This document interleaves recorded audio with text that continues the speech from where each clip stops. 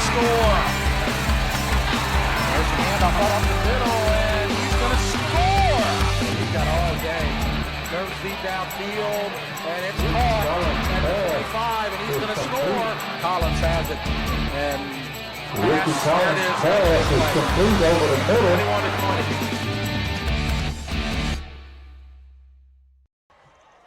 Friday Night Football, Week 8 edition. Welcome to the EATEL High School Football Game of the Week. I'm Jeff Porsche, and I'll be joined by Jeff Pyron in just a minute.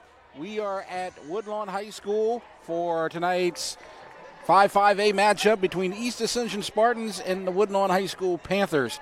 We'll have the action in just a moment, but first we'll take a break. You're watching the EATEL High School Football Game of the Week.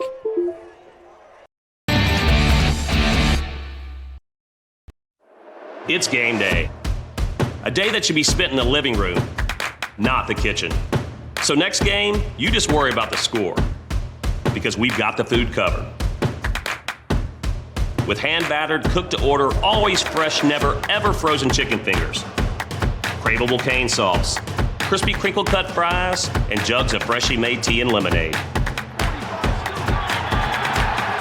Raising Cane's Chicken Fingers, one love.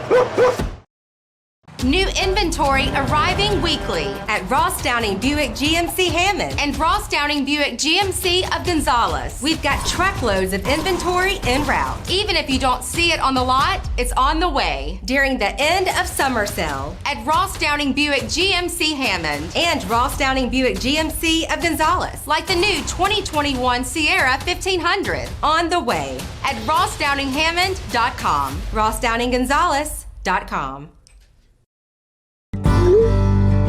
You care about your car. So do we.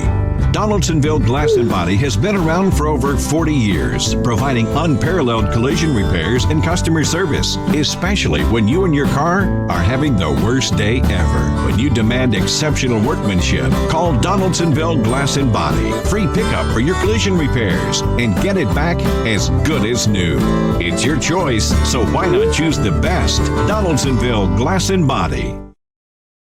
Dr. Brian Hollis is Ascension Parish's orthodontist. Dr. Hollis has an excellent reputation for bringing state-of-the-art technology and the highest standard of patient care to Ascension. He attended LSU Dental School, and he completed a residency to become a board-certified specialist in orthodontics. An avid supporter in our community, Dr. Hollis is married to Celeste Pyron Hollis, and they have 4 children. Dr. Hollis, Ascension Parish's orthodontist. Grow up smiling with Hollis Orthodontics. Piku Builder Supply, your one-stop lumberyard, provides an extensive selection of quality building supplies for your new construction and remodeling. We offer computer-aided estimating of your building and remodeling plans, as well as blueprint copies. From humble beginnings to becoming the industry leader in Gonzales and beyond, Piku proudly supports our local community because we believe in giving back to those who have had a hand in our success. Let the experts at Piku Builder Supply help you with your new project today. East Ascension versus Woodlawn. You can see the Spartans getting ready to take the field. The homestanding Woodlawn Panthers have already come onto the field, so we are just waiting for them to get out there, and then we'll have the coin toss and the national anthem and all of that, as you see, just about getting ready. East Ascension, the road team tonight, in their old school white, blue, and gold, and yellow, excuse me. Said that last week too. East Ascension takes the field, and they are just about ready to go. Jeff, this is going to be a big game, and overall this could determine who finishes second in district, most likely, depending on some other outcomes that are going to happen the final 2 weeks of the season. Yeah, I agree with you, Jeff. I do think so. You know, this is I think I've seen Woodlawn 2 times and East Ascension 3 times, and this is going to be a big physical football game. I'm looking forward to it. And the captains on the Woodlawn side, we are on the Woodlawn side, and Woodlawn with the black jerseys, almost dark gray jerseys with purple numbers. Hopefully we'll be able to see that tonight. 5, 6, 10, and 25 of the captains. That's Amani Givens, Kyle Jones, Jaden Woods and Matthew Sant. And then on the visitors side, you see number 10, Jaquel Mack, number 81. Or is that number 91? That's Lambert. Yeah, that's Alex Lambert, number 91. And then the third captain, shaking hands. You see him right there, number 79, Dorian Ennis. So we are just about ready to go. We'll have the coin toss. We have not had the national anthem yet, so that will be coming as well. So we'll wait for that. You know, Jeff, the color that Woodlawn has, that pewter, that is becoming prominent amongst high schools. I think Sandoval has a full pewter type uniform. If you know, Dutchtown's facilities, athletic-wise, are going to that pewter. Yes. So it's very common, but it is going to be tough to see those purple numbers on that pewter background. I know. I wish that they had the white numbers out here tonight. As you see, Woodlawn won the toss. They're going to defer. East Ascension will receive, and they will start the game on offense, and they're going to move from left to right. So we are about 3 minutes or so away from the opening kickoff, but in just a moment we're going to have the national anthem, so we'll wait for that momentarily, I suppose. And it looks like Coach Randall's allowed his players to have a little pink out day, I guess, breast cancer awareness, but they all look like pink socks or towels or gloves or sweatbands, things like that. And also Breast Cancer Awareness Month in October, and the Spartan Nation over on the smaller benches to the left on the visitor side are also wearing their pink tonight. So, and the cheerleaders have pink pom-poms. So it's a pink out tonight. The Too Much Blue crew is the Too Much Pink crew tonight. Exactly. So we're ready for the national anthem.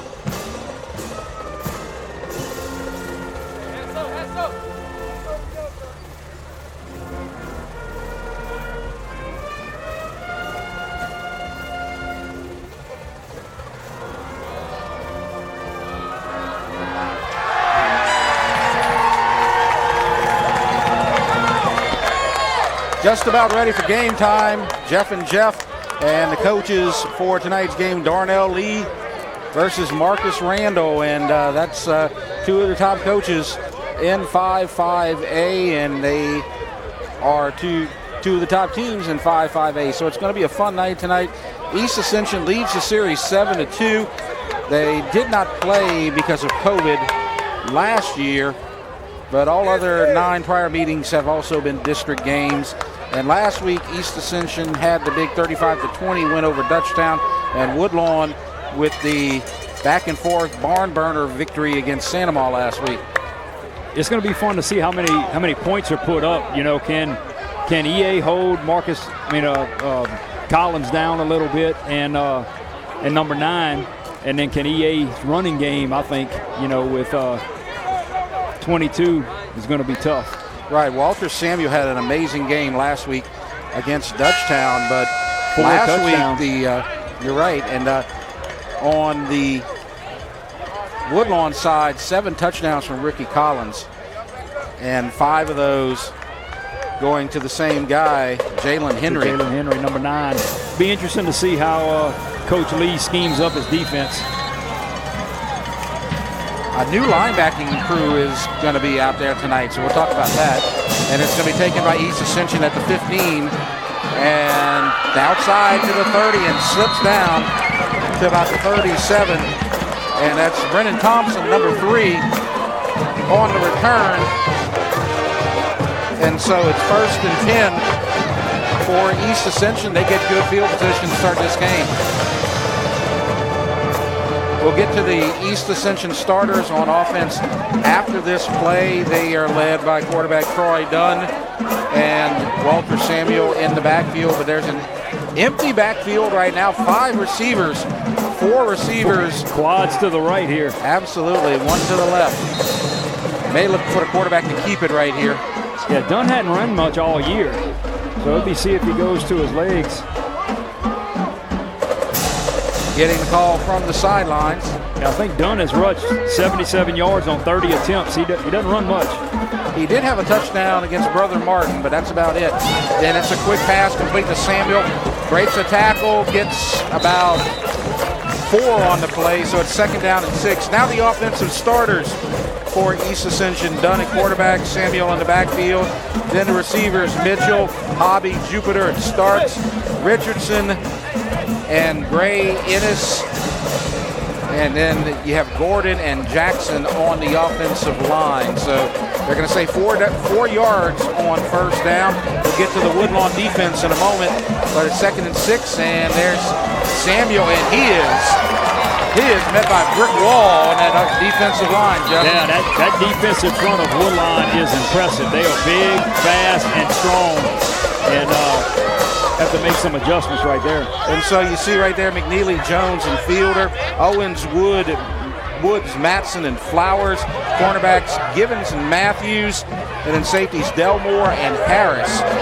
So no gain, 3rd down and 6 for East Ascension. We are moments into the 1st quarter, no score. 10:43 left to go in the 1st. 4 receivers, 2 left, 2 right. Dunn looking left all the way. Deep pass, and it's going to be picked at the 45. And trying to make something happen now, gets past midfield. And a nice return on the interception for Woodlawn. So Woodlawn gets it 1st and 10 after the pick. Yeah, I think Dunn had Ellis McNeely on his back shoulder, and he threw it, and it kind of lofted up. It looks like he got everything on it, but he kind of left it in the air a good bit, and it's underthrown, and that's why it was picked. Yes. They had 2 guys back there, and the short guy came up with the football. And so 1st and 10 for Woodlawn at the 46, and right away they throw a pass, and it's complete for a short gain. And that's number 6, Kyle Jones. Let's take a look at Woodlawn's offense. Ricky Collins, Amani Givens, and then the receivers, Benton, Henry, Adams, and Jones. And then on the offensive line, Lewis, Walker, Brackens, Taplin, and Day.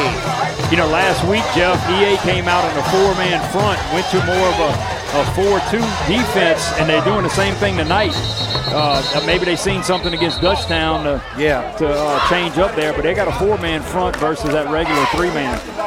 And so we have a flag on the far side of the field, and it's going to be assessed against East Ascension.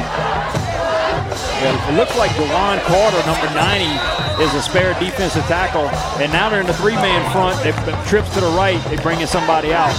Defensive end standing up. So maybe a warning, no penalty was assessed. 3-man front, as you said. Collins, he's looking left, throwing deep downfield, and caught in a good sideline route, and that's that guy, number 9, Jalen Henry. And with a nice catch for a 1st down. Let's look at in that one, Jeff, 84, Thomas Lee dropped back in coverage from his defensive end spot. He was standing up 7-8 yards out. So they're trying some different things. So 1st and 10 for Woodlawn at the 22-yard line. They're driving, and a handoff, and that's Givens, breaks a tackle to the 10, and he gets good yardage out of bounds, and it's going to be 1st and goal for Woodlawn as we take a look at the East Ascension defensive starters. You have Lee, Lambert, and Joseph on the line, and then a new a new linebacking core, as you see the replay, as on first down, short gain, and will continue the defensive starters. And the linebackers, that's where the new players are coming in. You got Carter and Burfict, and then Jones and Jaquel Mack, who used to be a tight end and a wide receiver. Now he's setting up at linebacker. Then the secondary, you got Bolden and Thompson, and then Broussard and Thomas finished that out. Second and goal from the 5. And Collins a little pass inside, trying to get to the corner, and it goes out of bounds. The ball was knocked free, but they're going to say he's down to 1, third down and goal. And that was Mack with the lick right there, right at the end. Yes, it was. I talked to Coach Lee this week, and he did say that him and Coach Pellegrin were trying to figure out a defense coordinator, a different scheme, and put some athletes on defense.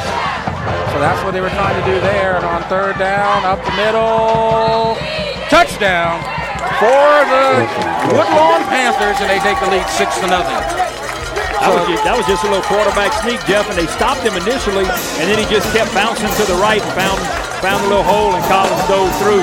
So you look right there on the replay, and it looked like initially they stopped him, but then he slithered in. Yeah, almost off tackle. He was way out there. Yes, he was. So the extra point coming for Woodlawn. I believe that's going to be Clayton Tate, the freshman kicker, yeah. Tate to attempt the extra point. And it is good. So with 8:37 left to go, Woodlawn strikes first. They lead 7-0. You're watching the EATEL High School Football Game of the Week. And tonight is Red Ribbon Kickoff. It's game day. A day that should be spent in the living room, not the kitchen. So next game, you just worry about the score, because we've got the food covered. With hand-battered, cooked-to-order, always fresh, never ever frozen chicken fingers, craveable cane sauce, crispy crinkle-cut fries, and jugs of freshly made tea and lemonade. Raising Cane's Chicken Fingers, one love. Woodlawn 7, East Ascension 0, 8:37 left to go in the first. Jeff Porsche and Jeff Pyron as Woodlawn scores on their first drive, and it was aided by the interception of Troy Lewis. And that was impressive. Very balanced attack. Few runs in there by Givens. Had some passes to Henry and a couple other guys in a quarterback sneak. Made up 50 yards pretty quick. A really balanced attack, pass, run, kept them on their toes. And it's going to be taken at the 8 by East Ascension to the 30, and then that's about it. And hit hard. Return by number 2 for the Spartans. Corey Mitchell. It was set up. He had a hole, but it closed quick. So Corey Mitchell will stay in the game, and he's going to be split out to the left, and Troy Dunn, his last pass was intercepted, had a lot of pressure coming from the backside on that play, on the interception. They did. Defensive end 97, and then 13 is coming up for Woodlawn right there on the edge. And first down, and again a big hit, but able to dive forward and pick up a couple was Walter Samuel. He had the big game last week against Dutchtown, but he gets 2 on that play, and it's going to be 2nd and 8. He hadn't got much up that middle so far. No, and Jeff, one thing I'm noticing is the Woodlawn linebacker core is a little different too. Normally having number 26 in there. Yes. That's been hovering in the middle. It looks like 4, a sophomore. Right, Chris Cooper is taking over his duties. And now another run up the middle by Walter Samuel, and he's going to get about 3 to 4 more, so it's going to be 3rd down and 4 at the 39-yard line. Let's go at 3rd and 3. So he gets about 4 or 5 yards on 2nd down. So now you got the big, they bring in the big heavy package in. 3rd and short. 8 Joseph, the blocker. Yeah, and they also brought in number 58, Rion Jones, Riante as well. Rion, big defensive tackle in the back. So you expect them to go right up the middle here with Samuel. Let's see if they're doing this as a decoy. Nope.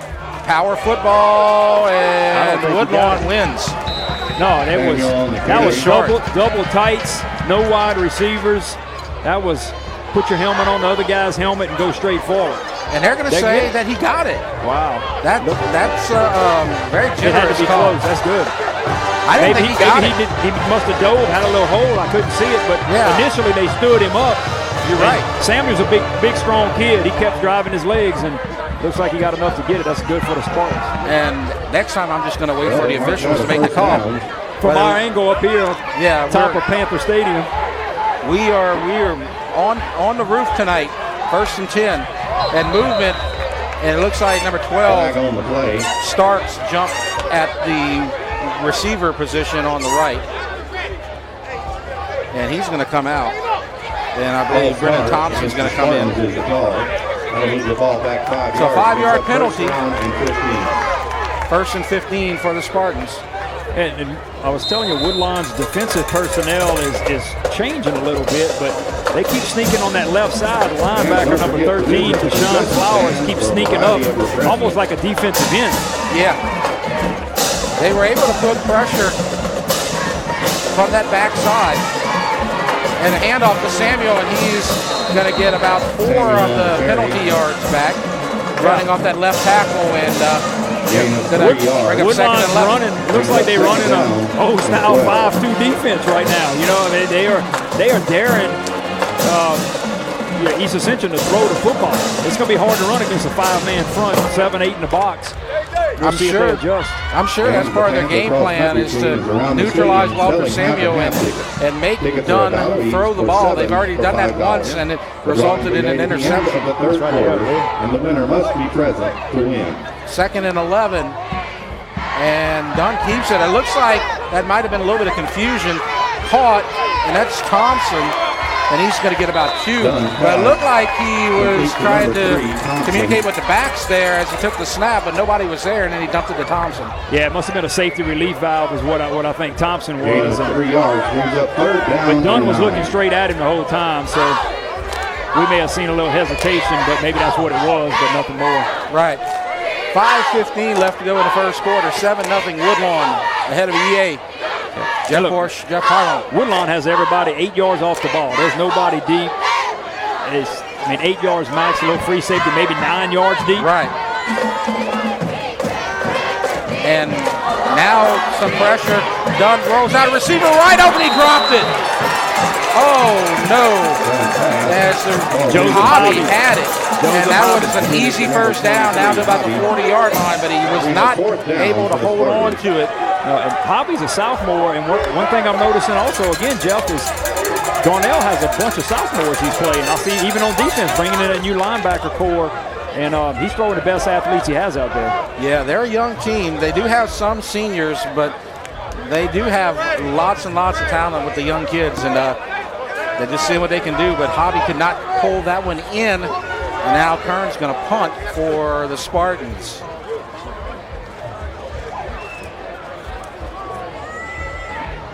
It's a good snap. And he nails it. Back to about the 10-yard line. Caught to the 20.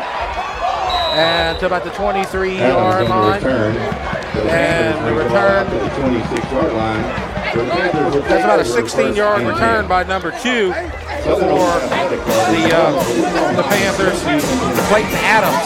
So it's 1st and 10 for East Ascension. That was a great punt by Kern. Absolutely. You know I'm a special teams guy, and I really think that could be the difference in this game is, after watching Woodlawn a couple of times, I'm not sure how much they can flip the field. Yeah. Kern can flip the field. Absolutely. And he just did it there. So let's see if make them go 70, 75 yards. He might have outkicked his coverage a little bit. I think he able to get about a 15-yard return. Yeah, he didn't have anybody down there. So Collins in the shotgun, 5 receivers, empty backfield. Collins scanning the field, now throws it complete, and a big hit by Bigliante. As a catch made by Benton, number 19, but Bigliante Jones in that middle just nailed him. He's a big load. He played defensive tackle in the first 3 to 4 games for Coach Lee. And then he pulled him back to linebacker, which is what he played last year. He got 6 on the play, though. Briante was number 5 last year. You probably remember him there, but that's right. That 5 is just too small on him now, so they have to change him to 58. And on second down, that's going to be the other back, Haynes, Javion Haynes. And he gets close to a first down, a yard shy. It's going to be 3rd and 1. Yeah, he's a different runner than what Gibbons is. Amani Gibbons, big, powerful back. 21's more of a scat back, little fast guy, just a different change of pace. And now they're marking it as a first down. We can't see up here, Jeff. No, they marked it as 3rd down and short, and then they went and changed it. Wow. I don't know. I give up. No, I don't give up. I'm going to keep on doing it. 1st and 10. I believe that's Haynes in the backfield again with Collins. And a whistle, flag. Did the play clock run out?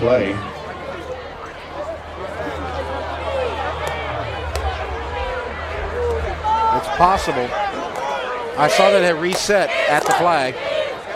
No, sideline warning against East Ascension. Against EA. So that time they're going to assess it. And gave him 5. Yeah, wow. So now, and you look over there, and now they're telling everybody to back up. Everybody is almost off the grass, they're almost onto the track. Yeah. Coach Lee's not going to have any of that. He's going to, hey, get back. Where's the step back coach? I'm not sure who he has as a step back coach. Yep. First down, Collins, quick pass, caught. First down. I can see that one is a first down. And Clayton Adams makes the catch past midfield, so it's 1st and 10. Yeah, and look, they're spreading it around. You know, last few games against Dutchtown and Sandoval, Henry has been the guy, but I think he's targeted 4 receivers already. Yep. He's going for everybody. I think that the key to this game so far has been balance for Woodlawn. And on first down, there's Henry. He gets the first down. And, I mean, they've used Henry. They've used Gibbons. They've thrown 3-4 different receivers. They're trying to keep East Ascension on their toes right now. You don't know who's going to get the ball. No, it's very balanced. And Henry, number 9, you got to keep your eyes on him. He's lined up. I done seen him in 3 different positions. And as a slot guy, a full wide out, he's in that little sniffer back spot, which is, you know, the old tight end. They pull off the line right behind the tackles and the guard. But, you know, they're trying to find that mismatch. 3:10 left to go in the first quarter. First quarter dominated by the Woodlawn Panthers. Gibbons is now in the backfield. Collins throws right, caught. First down, and then breaks some tackles. That's some nice, nifty open field running there by the wide receiver. I believe that's Benton. Number 19. Coach Pellegrin had the 4-man front, but he had his bigs in. He had Aiden Joseph in first down. I think they were thinking they were going to run, and then they passed. So it's a pretty good chess game right now. Coach Lee's having a hard time answering, you know, what the formations are and what he sees. It trips to the right now. Last week they were all vertical, and now they haven't even gone vertical one time, and they've moved the ball very successfully on every play. And Gibbons on the carry. That time they're going to stop him after a short gain of about 2 or 3. And that was no read there. That was just a straight dive. And that's where that 4-man front is going to help East Ascension out. Yeah. Is on those straight dives, and even if they do the read option. And even if they get past that first wave, you got Riante and those other guys that are going to close the gaps real fast. Yeah, they keep passing like they are. Those linebackers, looks like Riante got his hands on his hips already with 2 minutes left in the first. Yep. They doing some running out there. 4 yards, See, they dropping Lambert back in coverage. He's standing up like a linebacker. Yes, he is. He's back in the 3 linebackers, so they're going 3-3 with 5 DBs. Side, yeah. Low snap. Did he take a knee? Yes, he did. He took a knee to get the ball, and so that's going to be a loss of about 6 yards. So that's a big break for East Ascension. That is. It looks like he was going to try to scoop it, and he went down to a knee. You know, Collins played shortstop for Woodlawn, too. It looked like he was trying to block it up. Yep. And keep it in front of him right there, and it cost him a little bit. Collins, you talk about that being the shortstop. He's their best football player. He's their best baseball player, and he was one of their top basketball players. We saw them play East Ascension in the playoffs last year, and he scored a lot of points in that playoff game, too. Yeah, just a great athlete. Purdue commit. I'm sure like everybody's aware if they read the papers lately. Yep, 3rd and 12. Riante's coming up on the line like he's blitzing. There he goes. And he's coming. He's coming. Swim move. Collins breaks free, and he throws wide. So the pressure from Riante, you called it right there, kind of rushed that pass a little bit. It got him and DeJuan Carter, another defensive lineman. They busted through, and I think Big Riante, he did a swim move, and he came in, and he disrupted a little bit, and that was just a throwaway. And it's a Incomplete pass. They were going for Jalen Henry right there. Won a few times. They went for number 9. So Woodlawn's bringing in number 82. Is that 82 as a kicker? Let's see. So yes. yeah, 82. I don't see his name, but look, Jeff, over the last couple of weeks I've been watching this guy. So the freshman is kicking extra points. He comes out, he's kicking 40s and 50s. He has the legs, so he must be their long guy. Yeah, it's a 35 right here. Pressure. He gets it away, and it looks wide left. No good. So he did have the leg, but he just hooked that one way left. Yeah, and you know, once again, like I said earlier, Jeff, I think the difference in here that swings to EA's favor is the kicking game. Yeah. Both ways, and I think that's evident right there. They're probably a little bit out of his range, and he just pulled it. I agree with you completely. 52 seconds left to go. And it's going to be 1st and 10 for East Ascension as they get ready. It looks like they're going to go with 4 receivers left, empty backfield. 4 receivers right, 1 left, empty backfield. And Jeff, a lot of times, you know, right after that missed field goal, it's almost like a turnover. Yeah. A lot of coaches come out right here and they throw the deep ball just to try to get them on their heels, a little momentum shift. And as you said, the deepest back is 10 yards downfield, and that's the keeper that I was talking about earlier that we might see. He only gets a couple. Yeah, and he had, 30 attempts and 77 yards. He doesn't run very much. Might be around short yardage situations and those kind of things. But I'm surprised here. I thought he would try something, especially with low time left in the first quarter. They will have to run a play here as it's inside of the play clock. And when I think of Troy Dunn running, I always think, as I've talked about earlier against Brother Martin, that 4th and 1 run where he went the scrum up the middle and broke free and scored a touchdown. 2nd and 9, pass, and it's off the hands of the intended receiver, Corey Mitchell. Yeah, that's that little slant pass. He's open, but not by much. That's a tight window. Yep. Dunn has to throw it in a bullseye right there, and it was a good defensive play to knock it out. Yes, it was. Could have been enough for a first down, but it's going to bring up 3rd down and 9. Crowd's still coming in here tonight. Woodlawn's going to have a big crowd. You can see on the visitors' side that East Ascension brought a full house, as you might expect. So this is a big event here tonight. Yeah, we still seeing headlights coming in off of Perkins up there. They missed the entire first quarter after this play, most likely. And a whistle and a flag. So the clock stops as you see 14 seconds left to go. Passing down for the Spartans. And now it's even more of a passing down as a false start. It's going to push them back 5. And normally what I've seen Woodlawn do in this situation is that a lot of times they bring pressure in this situation. 3rd and 14, 3rd and 13. 5 yards. I'd be surprised if they drop back into zone coverage. I'm thinking they're going to come after Dunn. Yeah. And he was able to break free of the coverage and throw a nice pass downfield to Hobby, but he dropped it. So he can be on target. Now he's in trouble. And now he's in big trouble. Oh, and he's going to lose the ball. He lost the ball. Did he get it back? I think he got it back. Let's see the call. Did you see the pressure? Just jailbreak on the line. Yeah, they blitzed the gaps with the backers, and they were in his face pretty quick. And so I believe East Ascension recovered, and it's going to be 4th down. And that's the end of the first quarter. We'll take a break. 7-0 Woodlawn with the lead. You're watching the EATEL High School Football Game of the Week. The athletic training staff of East Ascension High School would like to thank Ascension Equipment, Donaldsonville Glass and Body, Our Lady of the Lake Children's Hospital, Piku Builder Supplies, Ross Downing Chevrolet, Wash and Roll Express Car Wash, Austin Fire Systems, SKR Construction, Walk-Ons for their support of the EA Sports Medicine Program. Leave the Hail Marys for the game. We're ready for the second quarter, and it's a punt coming from East Ascension's Kern as our score 7-0. And if you want to look at the play on the field, that first quarter was dominated by Woodlawn. Yeah, EA couldn't get much going, and you know, they got lucky right there to recover that fumble. And Kern's going to be kicking from his end zone. He needs another 45 or 50-yard punt here, you know, to get it to midfield, to get his team in position to try to stop him here. Right. They're expecting that Clayton Adams is set up on his own side of the field at the 47-yard line. Well, you got to respect Kern's leg here. Yep. And Stanga, sophomore from Central Middle School, is the snapper. He's a reserve snapper, I think. Alex Lambert was snapping. I think he has a little thumb injury like they had in the last couple of games. So Stanga stepped in and done a great job. He's a defensive back long snapper, you know. Yeah. You got an eye for that position, don't you? Yeah, a little bit. Yep. 4th down. Evan Kern. Good snap.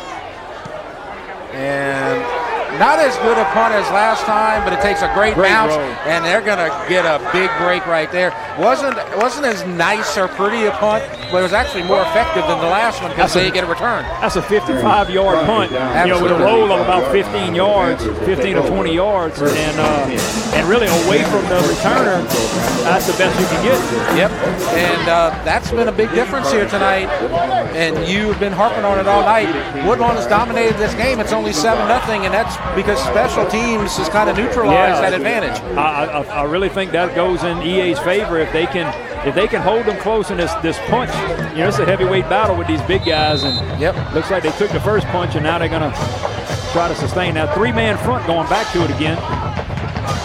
Well, you got your defensive end back as a linebacker. That seems to be something that EA's trying to do. So Collins scanning downfield. Now he goes vertical, deflected, pick off at the 45-yard line down to the 30. And a nice return for East Ascension. Late flag comes in. I don't know if that's going to be on which team, but if this penalty is on Woodlawn, they're going to have a great opportunity. Riante Jones dropped back in zone coverage and tipped it up and allowed his buddy to come and take that ball away and make an interception. But Big Riante, I don't know what his vertical was on it, but he was off the ground. And the thing I liked about that on East Ascension, the awareness on defense, because after Riante was able to deflect it, the defensive back took out the receiver right away because there's no pass interference after the deflection. And so the interception, as they're going to move it back, and there's just a lot of mistakes so far on East Ascension, and you get the personal foul called after the play, and you have the sideline warning. So they're emotional right now, but they got to get back and contain those emotions. Settle down. Yeah, and that is something they practice, Jeff. When they intercept it, whatever their key word is, fire, go, that means, hey, we got the ball now. Go knock you guys down. First down and a sweep by Samuel. Strung out, breaks a tackle, gets positive yardage. So 4 yards as a DB loses his helmet. That's number 10 for Woodlawn, so he's going to have to come out for a moment. That was Jaden Woods. And that was a good run by Samuel. I mean, he didn't have much, and he picked up 3 yards.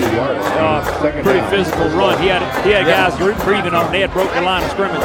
He made the cut at the right moment and turns what should have been no gain to about a 4-yard gain. Yeah, Woodlawn faking blitzes with their linebackers. I think they love to do that gap blitz. Yep. And they go straight at it. They pick a gap and they go. They got the 3 down linemen, and then they got the rusher on the right. And they're going to run at the rusher, and there's a flag and a face mask. The rusher, that guy, number 13, he's been very active, Benton, but made a mistake right there. Well, and it looks like Woodlawn's doing a run blitz with just pick a gap and go. It seems random, but I'm sure they have a sequence to it, but they bringing everybody to the gap, and they're getting through that line of scrimmage. Face mask. So there's a face mask. Is it 5-15, 5-yard penalty? Yeah, it looked incidental. He grabbed him and let go, but yeah, I've seen a lot worse. So let's see. It's going to be assessed about the 39. Excuse me, the 44. So it's going to be at the 39, 2nd and 4. I'm thinking Darnell's going to call a misdirection before too long because they are coming hard, and a misdirection is how you slow that down. Absolutely. Counter here or something. They've been trying that left side of the field, and there's a swing pass and a broken tackle and a first down. Good run after the catch. Ja'Cory Johnson, number 6, with the play. So they've been running left, then they go right on the swing pass, get that first down. Yeah, and that swing pass is almost like a toss. You know, he's running out the backfield, and you get him in space and let him go. Broke a couple of tackles there. Good play. So you kind of called it, trying to go the other way right there. Yeah, they got to do something. We're 10 minutes left to go in the second quarter. 7-0. Woodlawn, East Ascension with their best field position of the night. Shotgun, Dunn looking left. Throws deep, receiver open, but it's underthrown and incomplete.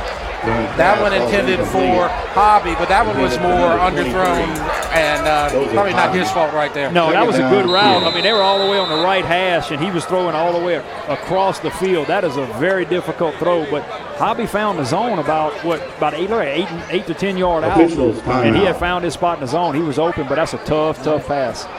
So the officials have called a timeout, and they're having a little conference there with the trenches right there. And, it's getting a little chippy. Yeah, and I think they're telling them right now, cut it out, or we're going to be throwing some flags and maybe taking some people out of here. Yeah, well, it's getting very aggressive down there, and I'm sure. I mean, those bigs don't take lightly to any of that kind of stuff. Yeah, and this is a big game because the winner will be in second place, possibly all alone in second place tonight after this game, depending on the results of because East Ascension has the one loss against Catholic. Woodlawn hadn't played Catholic yet. Right.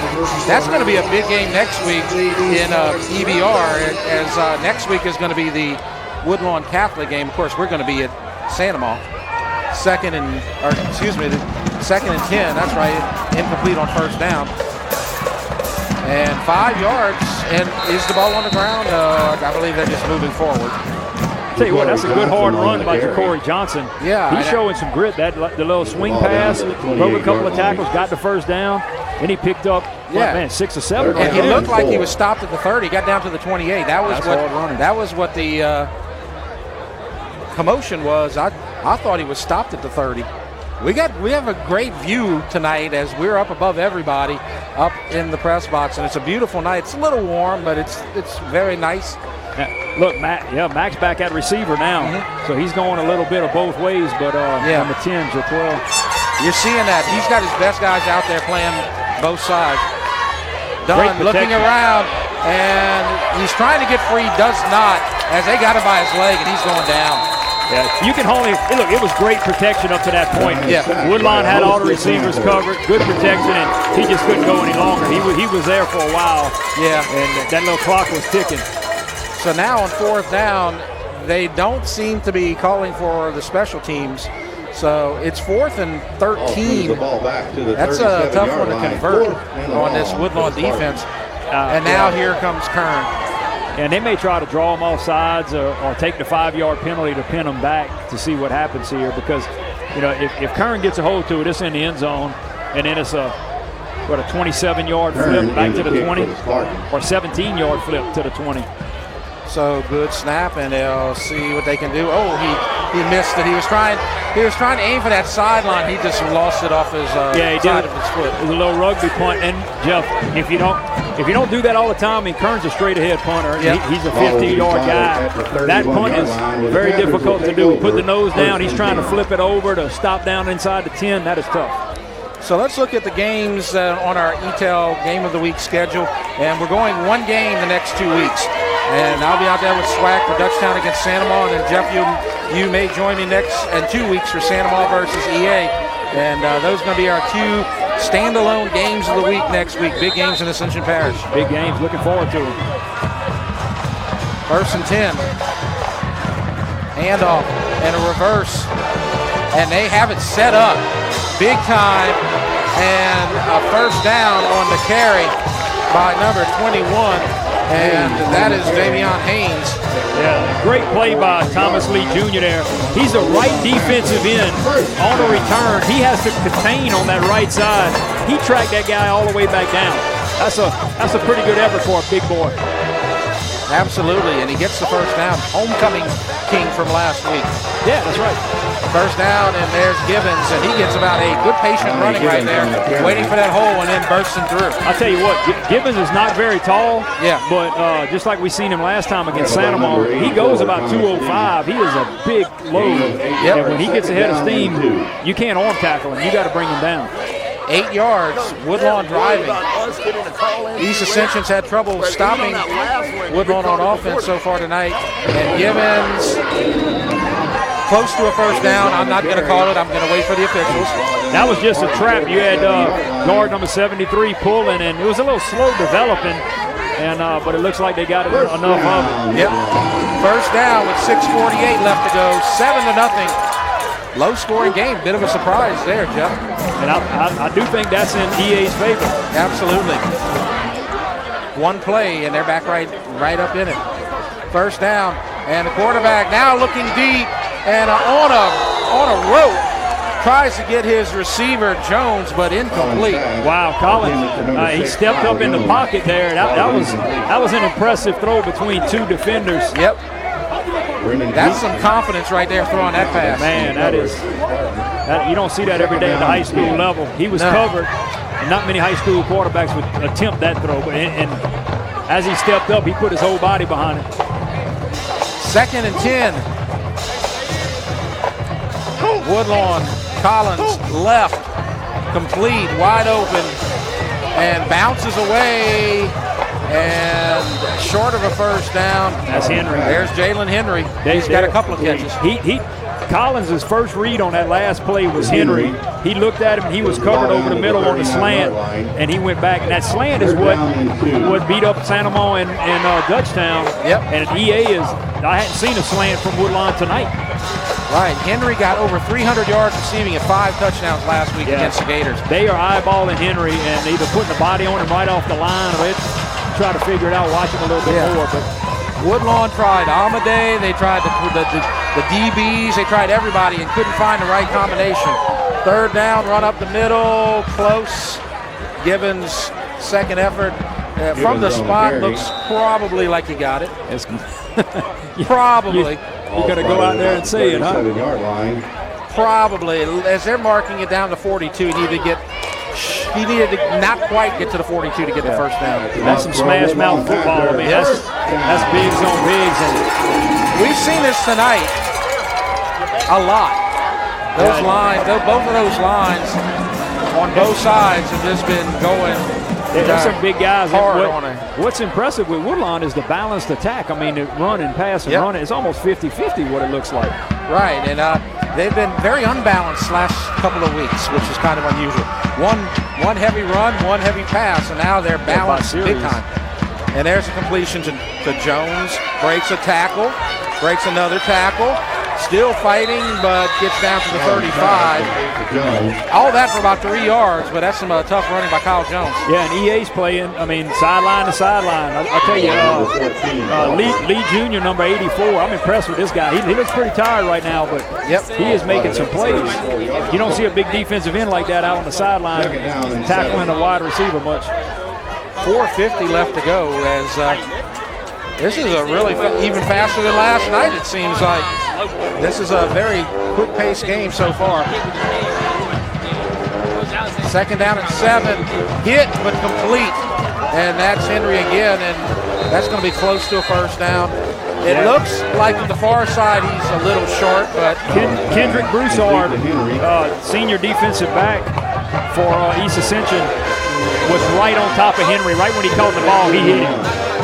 There was a cushion when he threw the ball. Yep. And I think what Ricky Collins is saying, you're going to give me 6 yards, I'm going to take it right here. Yeah, he just closed quick, so Collins is getting under center here. Yes, that's unusual. Quarterback keeper, first down, I believe. That's the second time we see him tonight. We made that touchdown earlier under center. But he's not afraid to get down there and fight with the big guys. And we're inside of 4 minutes. It might be interesting to see how Woodlawn approaches this because they could eat up this clock and if they keep driving and get near the end zone, they could leave very little time or no time left on the clock for the Spartans if they do it the right That's way. right. They're leaving Javion Haynes in the scat back more so than the power back Amani. And they're looking right. And that's knocked away, incomplete, no flag. He wasn't open, He was on him. Number 11, Keith Thomas. Good job by Keith Thomas. I tell you what, these DBs, Coach Pellegrin, defensive coordinator at EA, he's got these guys ready. Yep. I mean, they are not letting anything. I mean, right when they catch it, they own them. And they saw those little quick passes earlier to Henry, and I think right there they said, okay, we're shutting that down right now. And that's kind of what happened right there. 2nd and 10. 3:45 before halftime.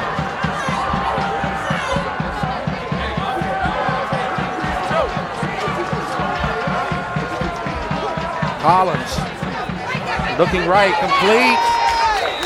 Little crossing route right there. And about 6 yards. That's Javion Haynes coming out the backfield. Javion Haynes. I tell you, they are, as much as it's been the Haynes show, number 9, they are spreading it around. I mean, right. He's just another part of the offense tonight. Yeah, he's not standing out for sure. They're going to probably take their time right here, as you see. Yeah, now they bring in Amani Gibbons. Yeah, looking at pounding it a little bit, especially 3rd and 3. 3rd and 3 minutes and 10 seconds left to go. Draw.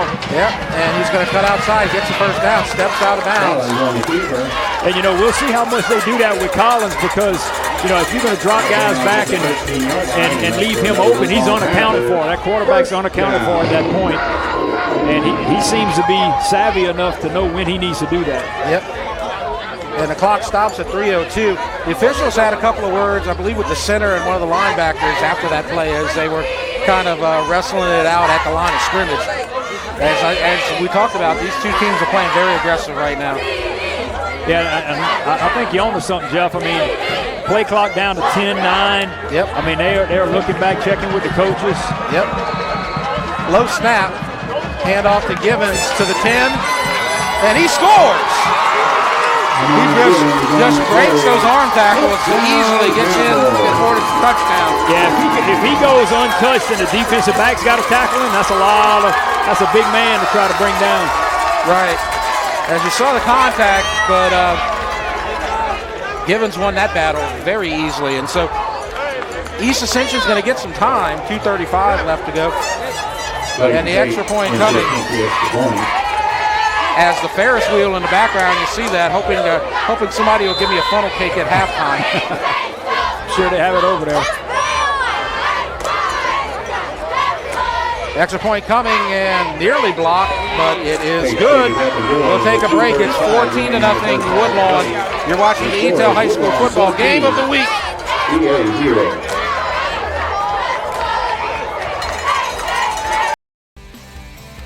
The athletic training staff of East Ascension High School would like to thank Ascension Equipment, Donaldsonville Glass and Body, Our Lady of the Lake Children's Hospital, Piku Builder Supplies, Ross Downing Chevrolet, Wash and Roll Express Car Wash, Austin Fire Systems, SKR Construction, Walk-Ons for their support of the EA Sports Medicine Program. 14-0, Jeff and Jeff. Woodlawn with the lead on the touchdown run by Monty Gibbons. Yeah, it's impressive. So now East Ascension will have a chance before halftime to do something. All right. And that's Brennan Thompson with a nice return. They don't have to panic yet with 2:25. Yeah, I think they can run some plays and see what happens. They don't have to go straight to the air. I think they can run something, try to get to midfield, and then see what happens after that. They have to do something because Woodlawn's going to get the ball to start the second half. And if they go down the field and make it 21-0, this game might be lights out after that. So they got to do something right here and try to get on the scoreboard. Yeah, and EA, I mean, they're content with staying tight. Their formations are not really spread tonight. They're balanced here with 2 and 2, but they just haven't had the right rhythm yet so far. As Dunn rolls out and a wide open receiver and a nice move and a first down. as Ja'Cory Mitchell gets the reception and the first down for the Spartans. Looks like Woodlawn's playing soft. Yes. The DB was 15 yards off of him. Yep. And that was an easy read right there for Dunn. Good pitch and catch. Yep, Dunn made the right call right there. Now we got and that's Trips how you right. got to do. Yep. So, yeah, Trips right. I mean, 13, 14-yard gain? Yep. Near midfield. Dunn looking deep. And there's a receiver open. Now it is knocked away at the last second as they were going out and the pass came in to Jupiter and the DB was able to catch up. Yeah, and I think Jupiter had to close and he had to act like a DB there to knock it away because the DB, he had a bead on it. It was going straight to him. Exactly. But I tell you what, Dunn showed a pretty good arm there. He threw that thing about 50 yards on a pretty good line across the field. For a moment, Jupiter was open. And it looked like he was running out toward the sidelines, but the pass came in, and that's when he had to make the correction and play DB. You're right about that. Yeah, and Woodlawn's playing a 2-deep zone back in the back, and they're just sitting back there. They don't want anything deep. And there's the screen. He's wide. He's got it. Samuel, he's got a lot of room. He's to the 30, to the 20, cuts inside to the 18-yard line. With 1:38 left to go, the clock will stop as the chains move. East Ascension has not used the timeout yet. They have 3 left to go. That was a great play call right there, Jeff. I mean, they were ultra aggressive. They're coming after the quarterback, Dunn, and then to call that screen in that spot. And Samuel had green grass all in front of him with some blockers. And so East Ascension gets into the red zone. A score would make this a really interesting ball game. It's been an interesting ball game already, but it can make it really interesting. 1:20, the clock continuing to run, and now we have a whistle. Timeout will be called, and we can talk about what's going on at halftime. We're going to do what we did last night. We're going to see the music, we're going to see the bands, and then we're going to talk about the fields. Yeah, give a good update. And we can talk about 5A right now and the records. You see Catholic, and they're playing Santamont tonight, and that's a big one. And then you have Woodlawn and East Ascension, and that's a big one as well. Last night, McKinley lost to Dutchtown 41-6.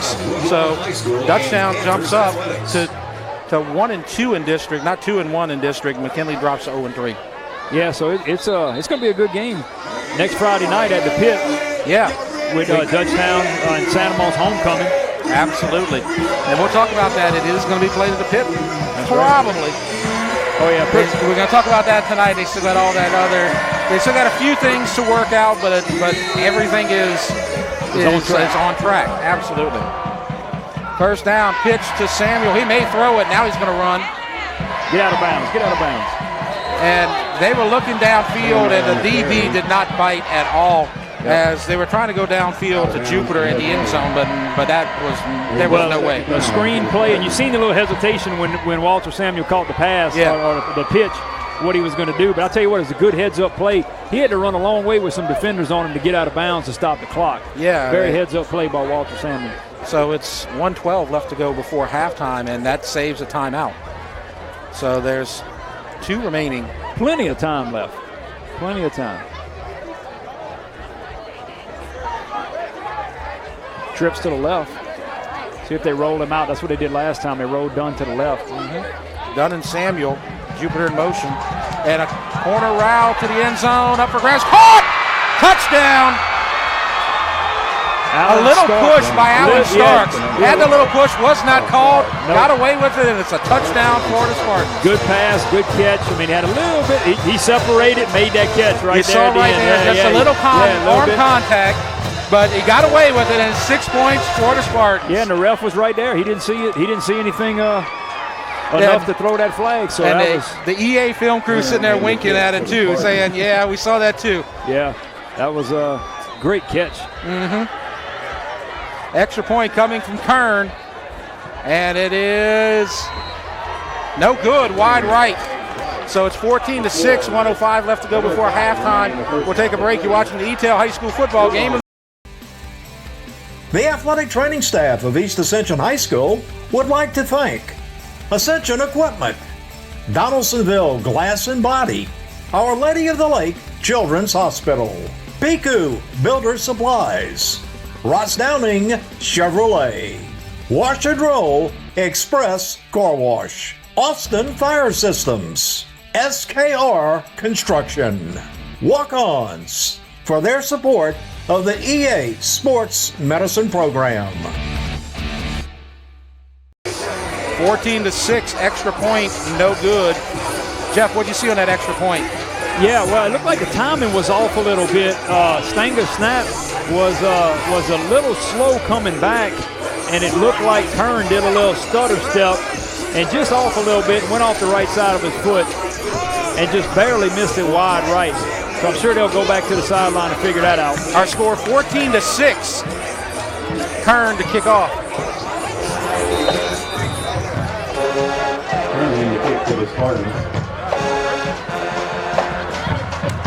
And it's a deep kick into the end zone, and that's a touchback. And so now you got to wonder if Woodlawn has enough time with Ricky Collins and Jalen Henry to go vertical one time and take their chances. Yeah, what are you going to see? You know, look, I noticed Clayton Adams, he tried to run it out the end zone. I'm not sure how many times he sees it coming out, but to put that thing in the end zone and make them go 80 yards is better than having them try to run it out and go 65 or 70 or have a return. Yep. Another guy you got to look out for here if they try to go vertical here and get some points is Kyle Jones, number 6. He had a long touchdown catch against Santa Maria as well. So they've got a lot of good receivers. I bet everybody on the defensive side of the ball is saying, where's number 9? Where's number 9? Yep. And there's pressure. And it's called for a screen to the 20. Breaks a tackle. Hit from behind. That's Lee Jr. again with the nice tackle from behind. Yeah, and look, Ty Washington looks like he's a running back normally, but he's playing defense right now. A little linebacker. He's the one that had a great play. He didn't buy off on the screen. He stayed back, and he made a great play that allowed Thomas Lee to make that tackle. So they're not calling a timeout. The clock is running. And Collins is going to throw. Caught, I think. They're going to rule it a catch. Darnell's not very happy. He's saying the back judge he's got to see that. They were not in position, it doesn't look like. I think they want to talk about it. The refs were not in position to be able to see where that ball, if it hit the ground or not. The catch was made by Benton. The clock is at 25, though. So Woodlawn does not appear to be in a hurry to do something.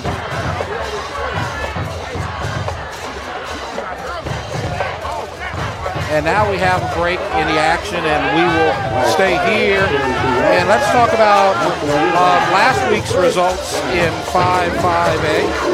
As we talked about these two teams already. Of course, last week we had the homecoming game on Friday night for East Ascension, and they defeated Dutchtown 35-20. Woodlawn, that was our Thursday game, and that was an exciting one too, 48-41. So both these teams had big wins against some pretty evenly matched opponents. I don't see any letdown. You know, normally on big wins like that, maybe a team might come out flat, but both sides came out here ready for a heavyweight bout. Yes, it's a low-scoring game, which was a bit of a surprise so far, but when you look at what's going on here, and the officials have already had to talk to the linemen on both sides, on both teams, on both possessions, on East Ascension possessions and Woodlawn possessions. I'm trying to get that out right, but they definitely weren't flat. They're fighting right now, and I think both teams are just trying to play bully ball right now and see which team can assert their strength over the other team. Yeah, and they'll go back in halftime and make some adjustments and those kind of things. But I think if you would ask Coach Lee, you know, how do you feel about a 14-6 halftime right now? Mm-hmm. If he can hold it, you know, his goal was ball control and not give Ricky Collins and this Woodlawn offense the ball back. Try to sustain some drives, and what we seen right there at the end was actually Woodlawn trying to sustain and scoring almost too fast.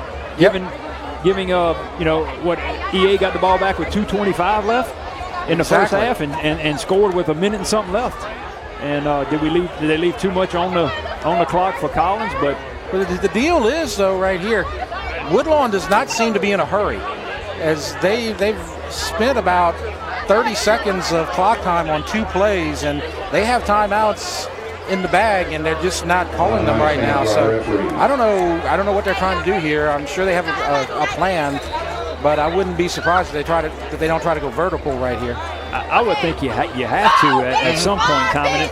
And the last play, Collins was flushed out. EA had pressure on him, but he kept his eyes downfield and threw a strike. But we'll see if EA drops into his zone or brings some pressure. And you got Jones, the receiver. He's a speedster. He's on the right side. The flag goes down as we have contact.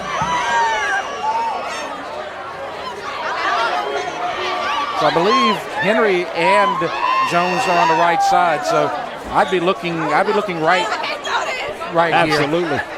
I mean, no, that's actually number 2. Adams. So that's Henry that's in the slot to the left. Okay. In motion. Now he's in motion, so that right side's flooded. And that's where they're looking. And a quick pass caught by Henry out of bounds, short gain. So it's going to be 2nd and 7, 18 seconds left. Now they're saying 3rd down on the clock.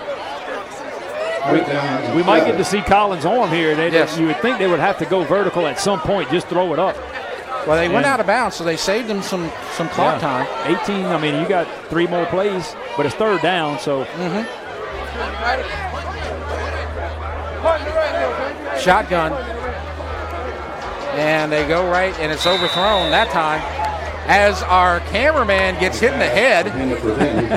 As he took it. I hope good you're there. okay. Who's that down there, Nolan? No. And let's look at it right here. Ah! they're going to bring the punting team in here. Yeah. And be content with giving them back. I wouldn't try a 4th down at midfield either. We may need to check Nolan for a concussion at halftime. We might have to put him in a concussion protocol.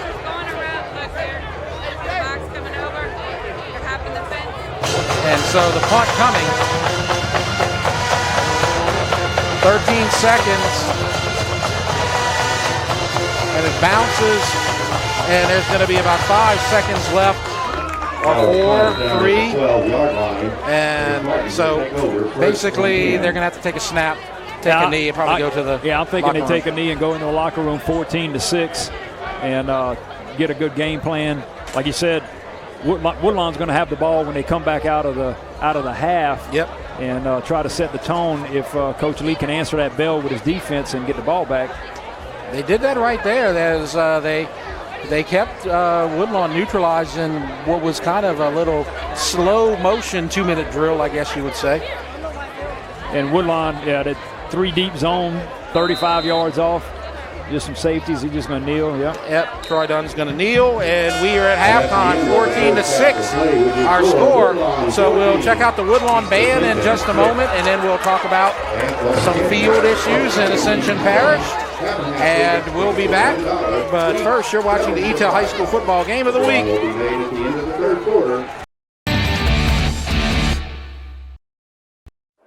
It's game day. A day that should be spent in the living room, not the kitchen. So next game, you just worry about the score, because we've got the food covered.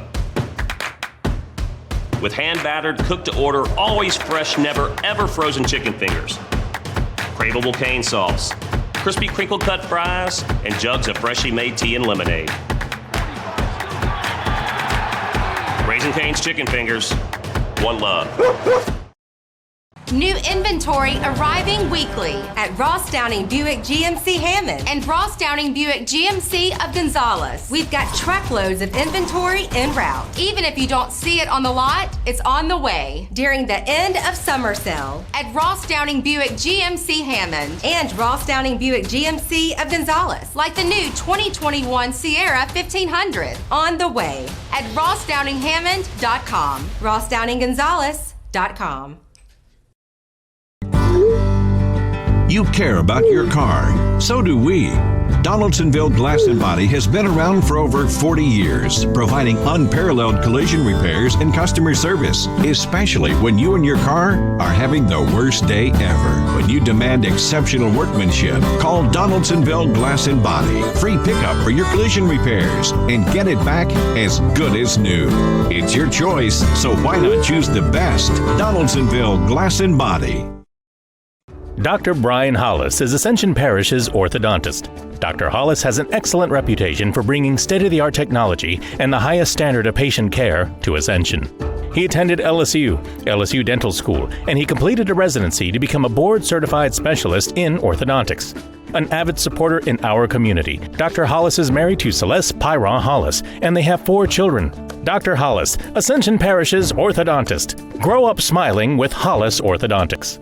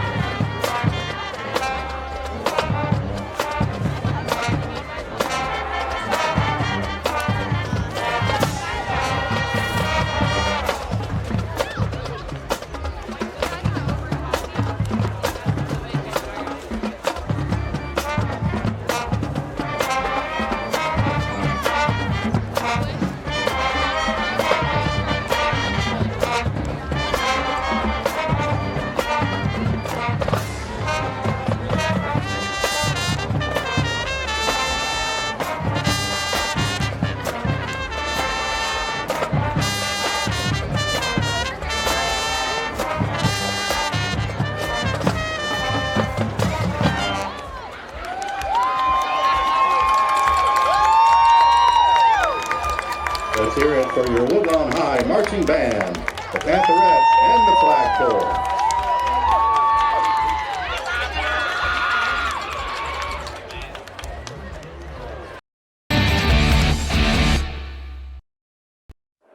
It's game day.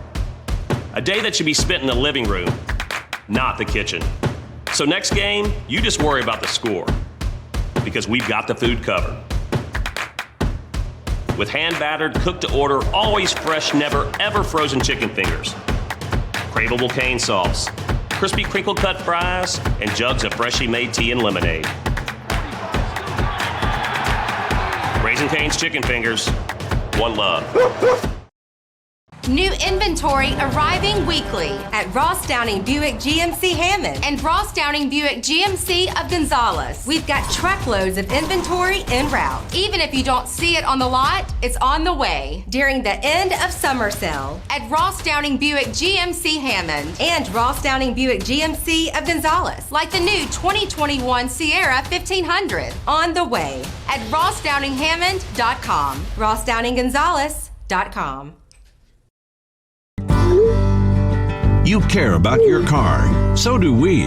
Donaldsonville Glass and Body has been around for over 40 years, providing unparalleled collision repairs and customer service, especially when you and your car are having the worst day ever. When you demand exceptional workmanship, call Donaldsonville Glass and Body. Free pickup for your collision repairs and get it back as good as new.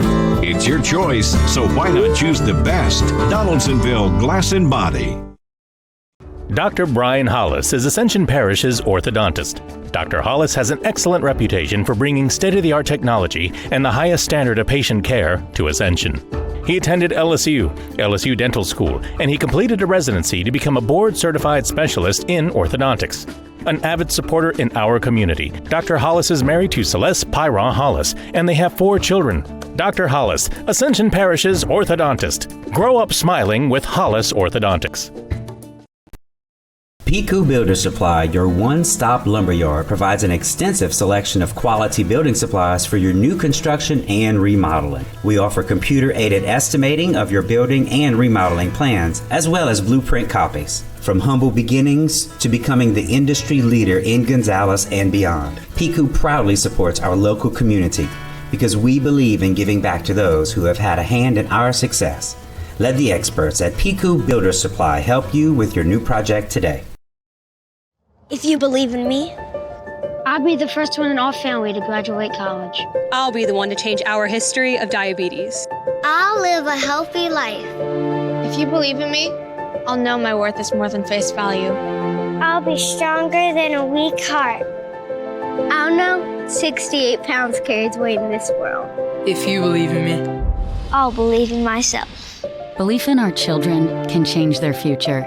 Our Lady of the Lake Children's Health. The Title Law Firm has been fighting for our clients to get their best recovery for over 20 years.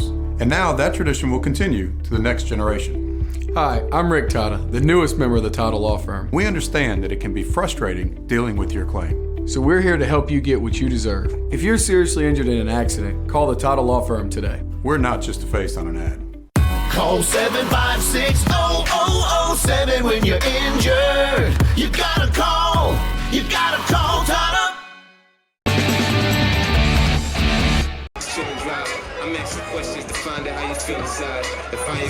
Halftime at Woodlawn High School. Jeff and Jeff, our score 14-6. It's been a good one. Woodlawn versus East Ascension. We have a score update from Catholic High. Catholic High leading Santa Maud 24-0. But I'm going to be joined by Jeff Pyron here, and we're going to do what we did last night in case some of you East Ascension fans didn't catch our update. But first thing we're going to talk about is Santa Maud and their field, because the Pit is trying to get ready for next week as they have their homecoming against Dutchtown. So we were talking about it. It's likely to be ready, right? Yeah, Jeff, and we had some updates today. So this is, I guess, up to the date information and hot off the presses. But so Santa Maud was actually GMAX test today. So they passed GMAX, and which is good. That's the safety features and the performance of the field. That passed. We have an engineer inspection at 4 o'clock scheduled on Monday. So this weekend they'll finish the last little part of the prills that go in. Yep. But Sandoval, I'm hoping to turn Sandoval over to Coach Oliver on Tuesday, so he can go out and have a practice on it. So I feel very, very good and really confident that that game is going to happen at the pit. That's what it looks like. So we're extremely happy about that. That's amazing news. And so the one that East Ascension obviously wants to know about is Spartan Stadium, because they want to be ready for Week 10 against Sandoval for the big game. And that's the shot of the old shot that we had last night. What are the chances they're going to be ready for Game 10? Very, very good. It looks exactly the same as that. But the thing that happened this morning about 8 o'clock is turf was delivered on Spartan Stadium premises. Good. So turf is there, rolled up. I was actually hoping I'd see some turf out there, but right now it didn't happen. But I suspect tomorrow they're going to start laying turf down at East Ascension. So it's a 10-day process. Mm-hmm. And so unless something crazy happens that we don't see, I suspect that it's going to be ready. But we will make that determination for sure probably Tuesday of that week, Tuesday or Wednesday of that week. I told Coach Darnell Lee and Coach Oliver that, hey, be prepared for Saturday. You know, we may have a decision that we got to make on Tuesday or Wednesday that we need a day, and we push it to Saturday. Okay. So we're asking everybody to be flexible with that. I know referees are sometimes a problem with that. So, being a home game for Coach Lee, he's reached out to him. So hopefully, we have it on Friday. But if not, we got some contingency plans. But I think it'll be there, not at Dutchtown High School. And just to let everybody know, the Catholic versus Dutchtown game that week is still going to be on Thursday no matter what, right? Right, and that's because just what I was saying earlier, we won't know that until that week. So Tuesday, Wednesday, Thursday that week, we'll be able to make the determination that says, yep. You're listening to Game Time. We'll be able to make that determination that we do have it. Okay, and the next stadium would be Donaldsonville, and I'll give you a moment to catch your breath there for a second. Donaldsonville, what we were talking about last night, the hope is that they would be ready by the playoffs so that they could maybe get a home playoff game at the stadium over in Donaldsonville, and so that's what they're shooting for right now, I believe, right, Jeff? Yeah, Butte Stadium is probably 2 weeks behind East Ascension. So, they were talking about maybe bringing in a second crew or half a crew that could help with the turf. So the dirt crew that was at East Ascension that made it look so good with rocks is rolling over to Butte Stadium. So if Butte Stadium can catch up, and then we get an extra turf crew, that first round of the playoffs, we may have a game. Well, that would be good. So that's the push there. Hopefully it happens. But kind of like I was saying, bouncing back, I guess, to the Catholic High game at Dutchtown on Thursday, we just want to make sure that we have enough information to be able to make that decision. But that's not going to be until early that week. Yes, okay. And so the football fields, that's where we stand. And one thing that you might want to bring up with East Ascension as we get ready for the second half kickoff, a lot of people that may drive around EA in the sports complex probably noticed the softball and baseball fields, the grass has been dug up on the infield, right? Yeah, the baseball and softball is progressing really well. And EA and Donaldsonville started first. Actually, Donaldsonville did because it's one of the easier ones, the smaller parks. So Donaldsonville and East Ascension are right on track. You can see East Ascension softball right there, baseball there. The soil is conditioned, which means we cut in some soil cement. So when it rains on it, it stays hard and it's ready. But so the way the contract is working, baseball is a different contractor than who's doing football. So what's happening is baseball's moving around. They're kind of staging all four. They hit all four, then they roll back. They got to put the concrete curbs in next at Donaldsonville and EA. Then they'll roll to Sandoval and then Dutchtown. But a lot of it had to do with Dutchtown band being on the baseball field. So we couldn't start early there because we don't have enough fields at Dutchtown for everybody, with the football field being used 6 days a week.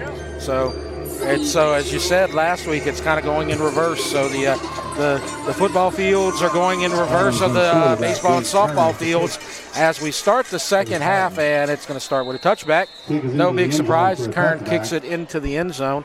And so that's pretty much everything, right, Jeff? Yeah, I think so in a nutshell. they're progressing well. The baseball coaches, are excited about it. I talked to Coach Cowan and Coach Bravada and even Coach Falgout in Donaldsonville, first-time coach. I'll tell you, out of all of them, Coach Shakesnyder's nervous. Nervous wreck. Those baseball guys love their field.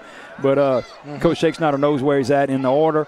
And, he trusts what we're doing, and he's going to be okay. Yeah, as long as they have it ready for that tournament, they're probably going to be happy. That Stephen Richardson tournament, yep, they'll be ready for it. And so on first down, the run up the middle. And I believe that's Givens on the carry. And it's going to be a short gain of about 3. So, again, both teams kind of trying to run up the middle and get yardage in the trenches. Very balanced first half offensively for Woodlawn. Yeah, and I would suspect here, 2nd and 7, that we would see a little pass here. But you got Amani back there. He can pick up 7 quick. Yep, and he is going to pass. Looking right, receiver open. That's Henry, and all that moves will get him a first down as he made a little juke and a little spin and got free and gets the first down. He's very athletic, and I'd be remiss to say one of the things that were ingrained in me as a football player back in the day is from our other EATEL Game of the Week announcer, Coach Wacker, was, set the tone in the third quarter. If you come out and set the tone and even if you're on defense or offense, but this is a huge series for both teams on setting the tone for the second half. Credit Keith Thomas for hanging on and getting him down after the first down. First down, and now they go vertical, and there's that slant. Henry. We've been waiting all night for that, and it was decent coverage. Yep. Good coverage as he was not able to break it. By Keith Thomas, yeah, and that's the slant right there that they hadn't really tried much. Right. All first half, and man, if that gets open, that eats up chunks of yards. Right. They got tons of it. 300 yards last week just for Jalen Henry. And a first down close to it, maybe a little short as Givens carries up the middle. And again, that now that they've kind of opened up that passing game, the middle opens up as well. Yeah, but a run, a pass, a run, they are very balanced. Yes. And that's very difficult for a defense to defend when you really, you don't know what's coming. Exactly. 2nd and 1 inches to go. Shotgun. Collins looking left. Complete. And a first down. And that's Henry again. Okay. So Henry. Actually, Kyle Jones, 6. Oh, Jones. Hard to read those 6s and 9s on that far side. I don't like those dark-colored jerseys and dark-colored numbers. 6 and 9, upside down, backwards, I can't tell. Yeah, exactly. As you got Henry in a slot to the right over here. 1st and 10, Givens. And that time he stood up and wrestled down. Givens on the carry. Who's that down there on the tackle? Big Aiden Joseph, yeah. Yeah, big 99. Yeah, he's a load, man, that guy. Absolutely, and so he makes his presence known. So it's 2nd down and 9. Ball at the 25-yard line, opening drive of the second half. 14-6, Woodlawn. They've led all the way here tonight. Shotgun. Backer blitz. And he's being blitzed, gets free. Good read by the quarterback, and he'll slide down to the 18, and that's about a 2-yard shy of the first down, but a good presence to read that blitz, sneak out, and find a hole and get a few yards. Yeah, and look, that's one thing you see from Collins. I've seen him scramble out a good bit. He doesn't take many big shots. He knows how to get down. He knows how to protect his body. Yeah. And but he was unaccounted for there and picks up 7, 8 yards. So it's 3 yards to go on 3rd down.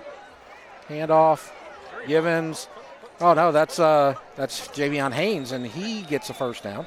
So just slow stutter step, move, juke. He's a different type of back, isn't he? I mean, Amani's not juking out too many people. He's Givens is going straight through the line, and it's just a different style, different pace. You pull the guards a little more with him. And he actually showed a little strength there as he drug a couple of East Ascension defenders down a couple more yards to get a couple more yards and that first down. So now they're in the red zone inside the 15-yard line, 1st and 10. And Haynes in the backfield, I believe. Yes, he is. They fake it to Haynes. They may dump it to him. Now they go to the end zone. Open. Touchdown. There he is. 9. And I think it was just too long to guard him, Jeff, on that. You know, he opened up and they kind of flushed Collins out a little bit. Yep. And that's a long time to guard somebody. And it looked like the EA was running man with a scout on him. And he just found his way open. He beat his man in the secondary, number 24 for the Spartans. As he had him, that was Stanger, Tanner Stanger. Yeah, and I think Stanger had him in a zone, like he was manned and then handed over to him on the zone. So it looks like they were manning everybody and letting Stanger play a little zone, but like it broke down toward the end. Extra point coming. That's a miss. It looks wide, so both teams are missing an extra point. We'll ask you about that when we come back. That evens it out. 20-6, our score. You're watching the EATEL High School Football Game of the Week.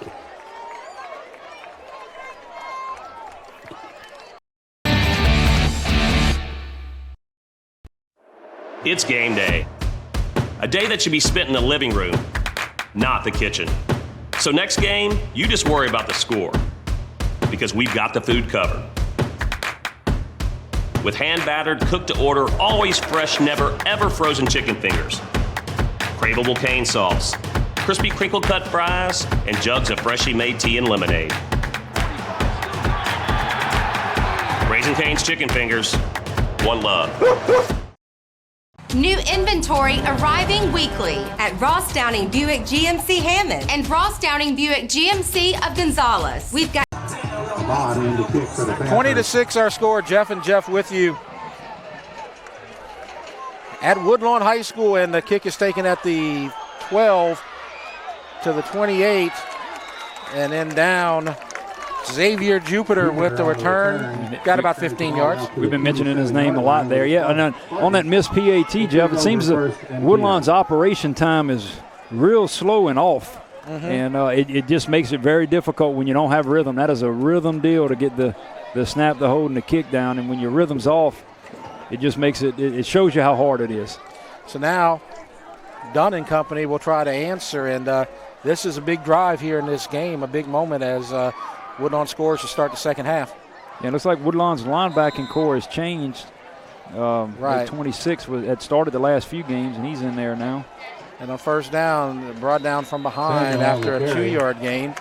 That's Starks. Starks had a couple of big moments in the fourth quarter of the Dutchtown game, homecoming game last week. He hasn't been able to break one through the middle on those trap plays yet tonight.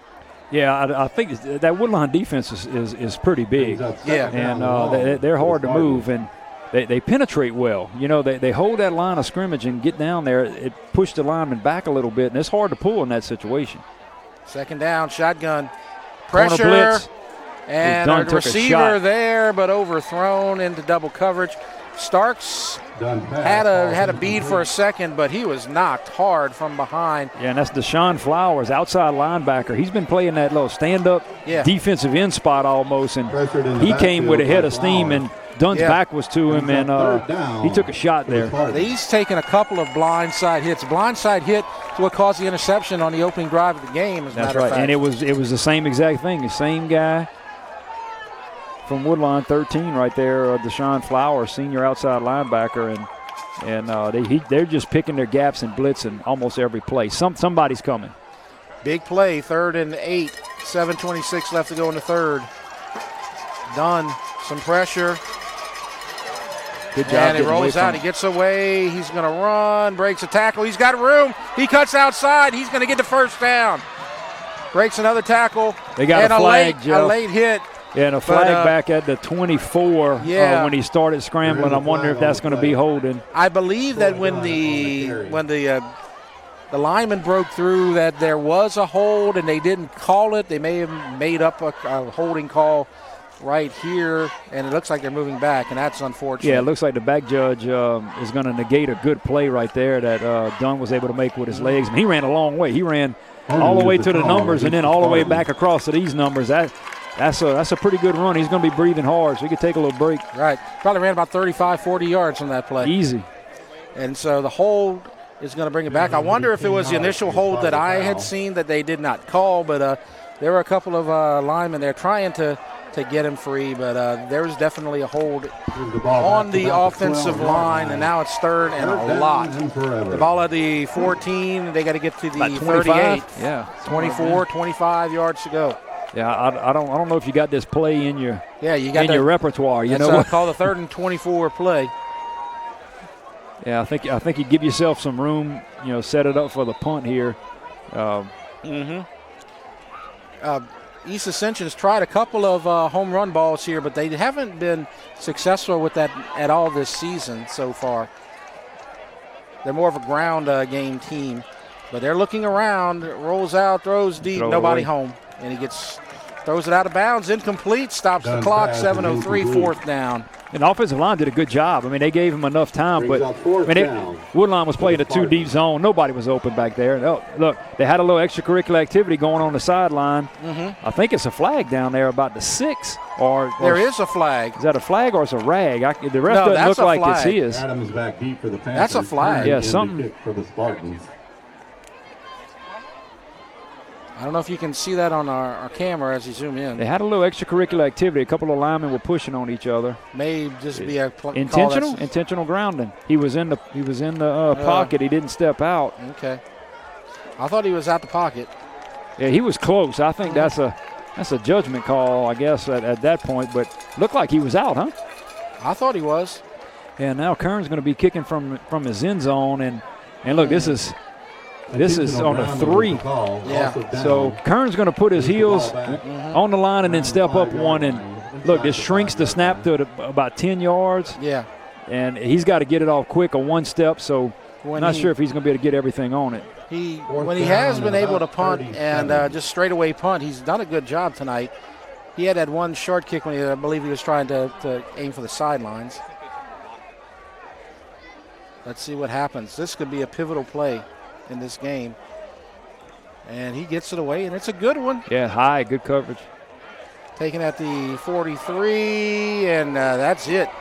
As number 6 wrestles him down. That's Adams on the return, and then brought down by Ja'Cory Johnson. So that's about the best you could hope for right there. No, out of your own end zone to put them back on the 45 is and another flag goes down. Flag. Yeah, no, I mean, you know, Kern gave his coverage team enough time to make it, and that's what he did. And EA looks like they think it's against Woodlawn. So it's getting chippy, Jeff. Yeah, that's for sure. These two teams both very physical, and you know, they're very competitive, and they know how important a win is tonight.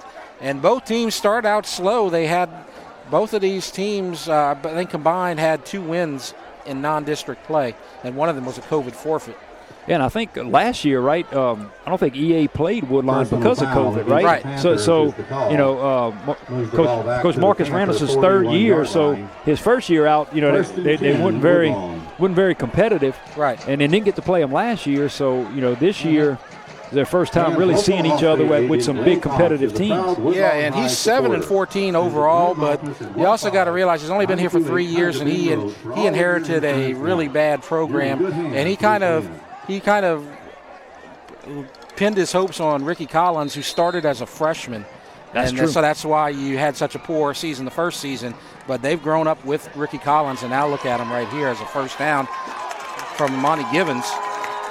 Can't get him down. He's hard to get down once he gets ahead of steam. Riante's a big guy, man. He looked like he was doing a WWE move out there. I mean, look, he grabs him, he tries to. Yep. I don't know what move you call this, but look, he got him, and he's trying. I'm not sure what it is what big guy's doing, but he got him down. Right. We're getting about halfway through this 3rd quarter, and East Ascension's going to have to make a stop as a helmet goes off. Yeah, 36. Helmet off of Sidney Joseph, linebacker. Moves the ball down to the 39. So they'll have to get him out of here for a moment. And, two runs in a row. We hadn't seen that. It's been run pass, run pass, run pass. Exactly, and about 4 yards on first down, 2nd and 6 for Woodlawn. Yeah, and Givens, you know, I mean, between him and 21, Haynes, they rotate pretty good. I mean, they're fresh. Yeah, that's for sure, and they have an advantage right now over East Ascension. If they can get in the end zone here, they they're in really good shape as the flag goes down, because the one thing you don't want to do if you're East Ascension is become one-dimensional and lose Walter Samuel. No, and have to pin your ears back and start throwing. And that's kind of what they did deep in their own territory. And that's kind of what happened with Dutchtown. You know, they got down 2 scores, and man, Woodlawn started coming after them. Yep. I mean, it was very difficult once they get up like this with this kind of potent offense. And it looks like that Woodlawn's content with going just balanced. You know, 4 wide, 2 and 2, and just a very balanced attack. They're just taking their time tonight, and it's been very effective. A 5-yard penalty on Woodlawn, so it's 2nd and 11. Low snap pressure, and it gets away, and it's recovered by East Ascension. I don't think his arm was going forward, and it's a fumble and a recovery for the Spartans, and that's the break. Big play right there. I tell you, Mack was coming off the edge on a blitz, and I think he got it. I think he tipped it up, huh? I think he got his hand. I think so. And that's a big play for the Spartans right there, man. They get the ball at midfield. Coming from behind, and I believe that is Jaquel Mack. Looked like Mack, and then number 90, DeJuan Carter, defensive lineman, got the fumble. That's a big recovery for East Ascension. So not only does it keep it a 2-possession game, but it gives them field position in Woodlawn territory. Yeah, that is big. Let's see if they can capitalize on it.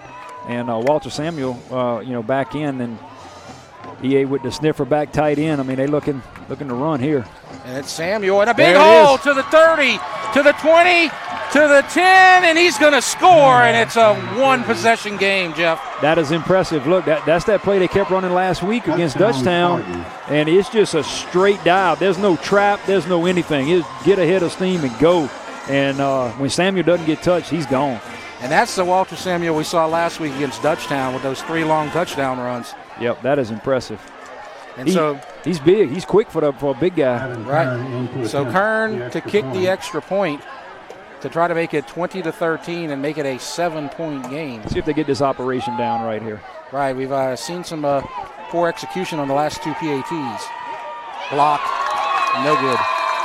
So it's 20-12, but it is a 1-possession game. That's right. And so we'll take a break. You're watching EATEL High School Football Game of the Week. 25 remaining in the third quarter. Is Woodlawn 20, East Ascension 12. Yeah, the snap's just slow from Stanger.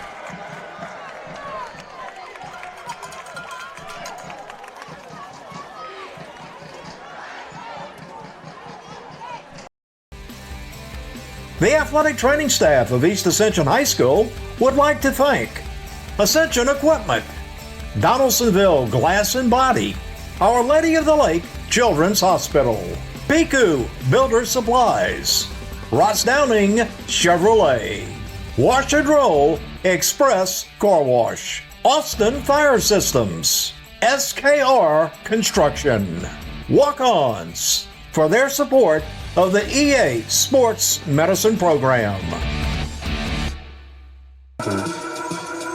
We're back, 20-12 our score. East Ascension trailing by 8 now. And a line drive, and that's going to be taken as he blocks it and picks it up to the 20, to the 25, to the 30, cuts and goes out of bounds at the 35. And Kern, but right after the step out of bounds, made sure that he stayed there. And you see the nice return there by Adams. And tackle by Chase Bouvet. Got him off balance there. Yes, he did. And Jeff, I believe that it was still on the air when we, before we went to the break, you mentioned it was a low snap by Stanga that may have caused that block. Yeah, I'm not sure. It didn't seem to get back there relatively quick. And once again, they just kind of a little bit off rhythm, and that guy came off the edge and got him. So Stanga playing defensive back is, that's tough to do both things. Absolutely. And he's a sophomore. He's going to learn. Yeah. Oh, look at this. That's Lambert right there. Yeah, that's Lambert. Destroyed him. Got through. So they're making some changes, huh? Yeah. They, I think they got the momentum right now as that's Haynes, and just got destroyed. 2-yard loss. He came through and met him straight. And look, Haynes is rubbing his shoulder and everything else. Big Alex jumped on him. Absolutely. 12. Shotgun. It's a fake, and they go with that Slant, and it's dropped. Boy, that is Santa big going to watch. Santa fans going to watch us and say, why couldn't he do that when they played us? Man. Because that was going for a lot. Boy, and I tell you what, Joshua Burfect, outside linebacker, was on the line coming in for the blitz, and Javion Haynes picked him up, and it was perfect. Yep. Third down, and a blitz and a screen, and a good block, and a broken tackle, and a first down. Oh! And a flip. Oh, look at that, 26. Reontae Jones, again, put the lick on him, and he's down, stretching his toes. It looks like Reontae's cramping up a little bit. Yeah, and also Bryson Green was out there with the flip as well. So let's see what's going on with Reontae. And we'll take a short break right here, and we'll come back and see how he's doing. You're watching the EATEL Game of the Week.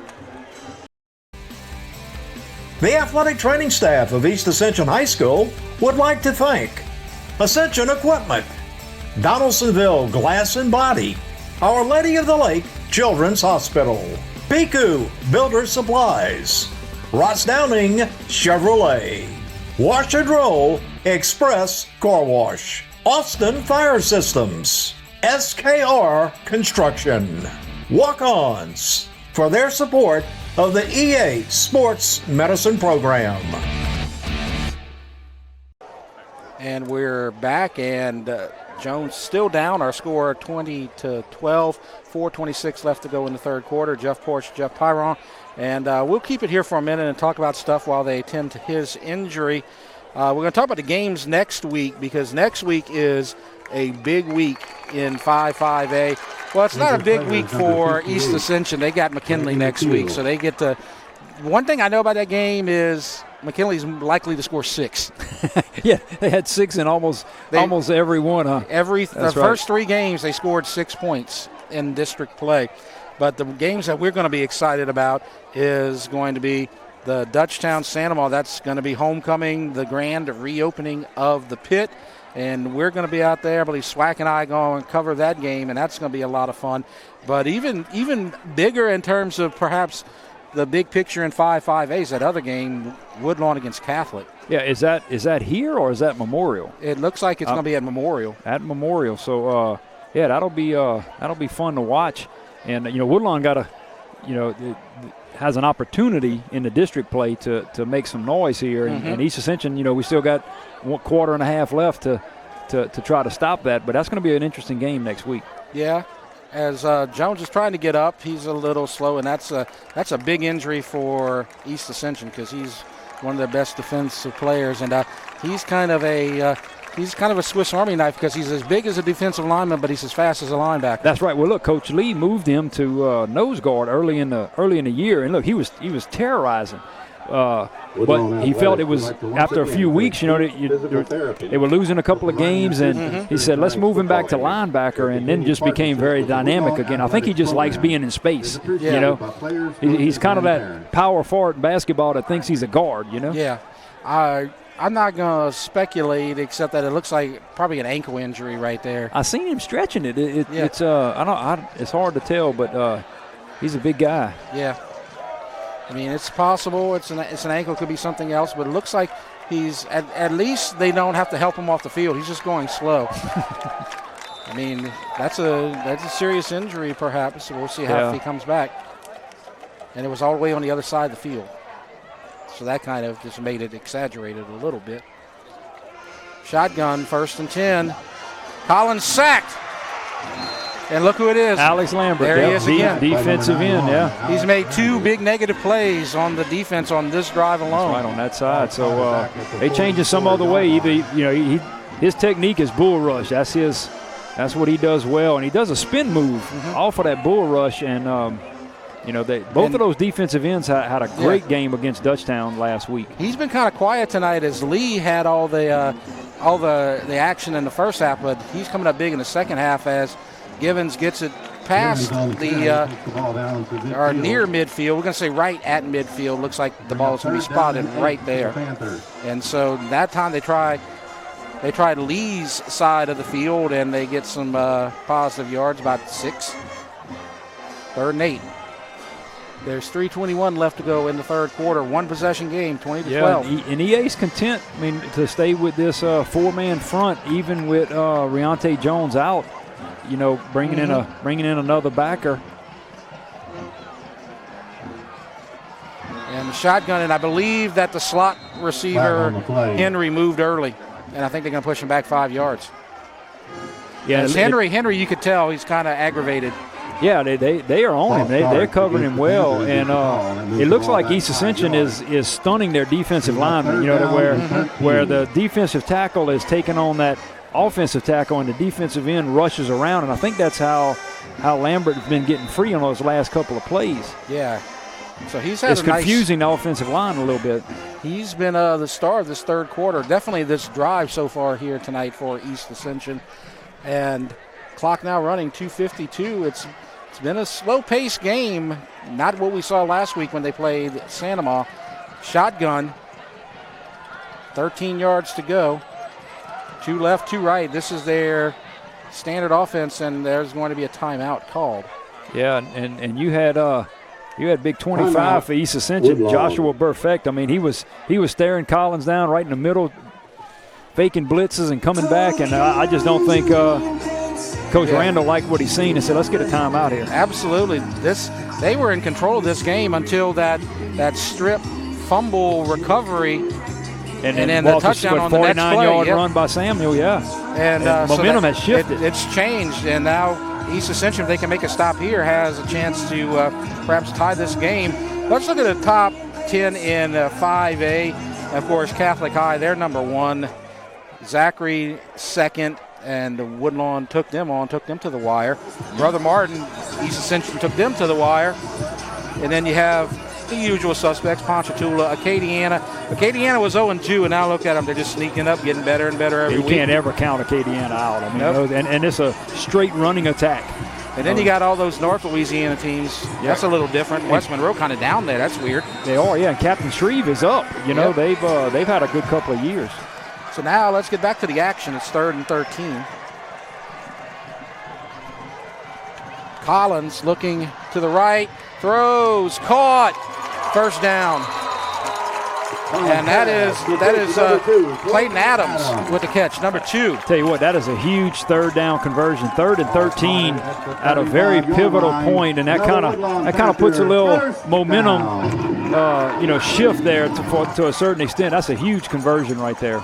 And it keeps possession on Woodlawn's side, and it's going to run a little bit more clock, as now they are heading towards scoring position, and a big hole for Givens.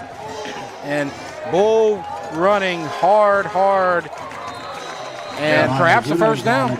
Yeah, Mac tried to meet him head on about 5 yards down, and that's a tough task for anybody. Absolutely. And it looks like now EA's having to start rotating some defensive linemen, especially when you got Riante out. Right. It's now it becomes a depth game for Coach Lee. As you saw the number 99, the big man Joseph coming in, and they need to do something. They're probably getting a little winded on this long drive. Yeah. And there's a run up the middle and pushed back after a short gain. Yeah, and I think Woodlawn senses that too. They sensing that D-line's getting winded, and linebacker core, and they're just attacking the middle. 2 straight runs by Monty Givens. It looks like he's stretching and cramping a little bit too. It is pretty unseasonably warm. Huh? It is. It's hot. It's a little humid. Yeah. You saw Lee make the tackle, and then he came out, and he was also perfect in on the tackle, and then they brought in some replacements for them. So, they're rotating a lot. I think they're going to have to. 2nd and 7. Quick pass, dropped, incomplete. Or Mack was on him, and Collins had to drop down like a shortstop, turn in 2, and try to just flip it out there. And I think that confused Clayton Adams a little bit, number 2 for Woodlawn. Yeah, and so another chance for East Ascension to make a stop. They have to do it right here. Yeah, because this is definitely 4-down territory for Woodlawn. They're not going to kick a field goal. They're not going to kick. They tried it earlier, and it was shanked very badly to the left. 3 receivers right, 1 left. 3rd and 7, looking right into the end zone, and the only guy down there Near the ball is number 14 for East Ascension, Nadarius Walker. So they dodged a bullet Collins at least for one play. Yep. And they're going to live to see another down right there because they're probably going to go for it they're going to go for it right here. 4th and 7 about. Yeah. Yeah, big play for East Ascension right here. If they can get their defense off the field, they need a break. Absolutely. I'm surprised with this humidity and this strange heat in late October that there hadn't been more cramping, but I'm sure they're still getting tired no matter what. 4th and 7. Rolling out. He may keep this. He does to the 20. Now throws it. Was he past the line of scrimmage? He was definitely past the line of scrimmage by 2 yards.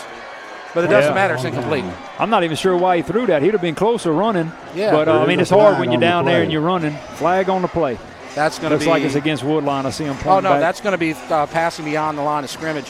The line of scrimmage was at 22. He threw that ball at the 20. Absolutely. Yep. Illegal forward pass is the call. So it's a loss of down. Turnover on down. Yeah, so no yardage change. It's just EA's ball. Decline it. Right, no harm, no foul. That's right. So, and I think EA will gladly take that. Absolutely. No, they do assess. Okay, they are assessing the penalty. Okay, that's even better. 1:22 left to go in the third quarter. So you got to give credit to East Ascension's defense. They're gassed, but they're still rotating. Bend but don't break, huh? That's kind of what that was. Lambert had a heck of a series. First down. Little jet sweep. The little sweep for Jupiter. Pushed out of bounds. And I don't know if that's a late hit out of bounds or contact between number 2 and number 7 there. It looks like a late hit. Jupiter's quick, man. He's fast. And the line judge threw it out fast. Side judge there. Now, number 2 and number 7, Ja'Cory Mitchell and Jordan Matthews were kind of wrestling out there. I believe Mitchell was trying to block. I think he's saying he hit him out of bounds, like he was going out and he hit him. So I don't know. That's 15 yards. Now, it looks like that's what they're telling the coaches. So that would be a 15-yard penalty. Jupiter did end up almost on lane 1 of the track. Look, and it's the hold. Oh, wow. That's what I was talking about. Mitchell. Okay, wow. Mitchell probably got called for the hold on Matthews as right when he was getting pushed out of bounds. Those two guys were right there wrestling. I didn't see that. And I don't know if he had his arms out extended or what, but there was definitely something. I do like that play. That jet sweep. Jupiter's quick, and he had some guys chasing him. He was out there on the edge. So let's look at the replay, and you're going to see right there. You see that right there? That's what I was talking about. Okay. Absolutely. But it looked like they were I saw the official push his arms out you're saying he pushed him out of bounds, so one of the coaches, then they come back and call holding. Yeah, well, I seen the Woodlawn coach saying, hey, he was right here, kind of talking about what it was, and maybe he was pleading his case for holding. I don't know. But, I mean, Jupiter did end up almost in lane 1. He was way out of the field of play. So they're going to call the hold. So we do get a first down. East Ascension does get a first down. Yeah. And then they're going to bring them back 10 from the first down marker. So first and 20. You know what we haven't seen for a little while is depending on what the defensive look they get, is possibly a screen pass to Samuel. Yeah, I do think Coach Lee's play selection has slowed down that defensive line for Woodlawn. Yeah. They are not pinning their ears back and just coming across. And especially with that run by Walter Samuel, that'll slow you down. Absolutely. And that'll make you think twice about what you're seeing in front of you. You got to kind of be creative right here, 1st and 20. You're not trying to get the whole bundle on first down. Get 7 or 8 right here and make it a manageable second down. As we have a whistle now. After all that, now we have a whistle. And it looks like one of the Woodlawn coaches is arguing with one of the officials, maybe about the clock. They just going to they first changed and to first 10. And 10 first now. and 10, yeah. And moving them back 10 yards, but change it to 1st and 10 instead of 1st and 20. Okay, so there you go. So now it's 1st and 10. Tell you what, man, never can get it right every time, huh? Absolutely, boy. I've been wrong a lot tonight. Up the middle, Samuel trips. Oh, no. He got about 4, but that could have been about 7 or 8 at least. I tell you what, that play with Samuel, he's hitting the hole hard. Yep. To the 29-yard line. Now they do have to run the clock. There's about a 1.5 second differential. With 28 seconds left to go and about. Second down, 7. Yeah, there's about a second and a half differential. They don't have to hurry here, but they can probably only get one play off. 15 seconds as the play was snapped. And the pass caught, first down. Out of bounds, so 7 seconds as the clock stops. Oh, another flag, way high, man. There's some. All right, I think he was trying to set a world record for that one. Yeah, Adam Starks made that catch, and look, he just sat in the zone waiting for Dunn to roll out, and when he got soft enough, he was able to make the play. But yeah, that flag went up as high as a Ferris wheel. You're right about that. I still didn't get my funnel cake. All right. Or your corn dog, huh? I know, I swear. Ole Miss LSU, huh? Yeah, corn dog. Absolutely. Let's see what happens tomorrow. You always got to pray for the miracle. Oh, yeah. But I think the officials are trying as hard as they can to keep control of this game. And I think they have for the most part. But yeah, there's just a lot of hits, a lot of chipping. It's an aggressive game. And look, the Woodlawn players are pointing back, so it does look like it's against the Spartans. East Ascension has been on the wrong side of a lot of these. Yeah, they have.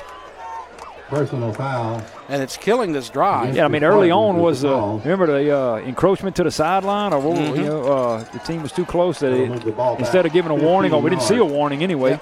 But that's 15 there after the first down. So 2 first downs on this drive negated back to, I mean, you still get the first down, but you lose the yardage. They have about 25 yards of offense, and they're back where they started this drive. This is the 3rd first down from the 25. Yep. So they get one more playoff because the clock had stopped at 7 seconds. East Ascension, though, I know they're excited. I know they're really fired up to score here and get in this ball game, but they got to avoid these penalties. As Woodlawn nearly breaks through the neutral zone, no penalty. They did what EA faithful. They want the flag. I know they're kind of frustrated. Yeah, they want the flag. They probably think that there's an imbalance out here, but who knows? First down.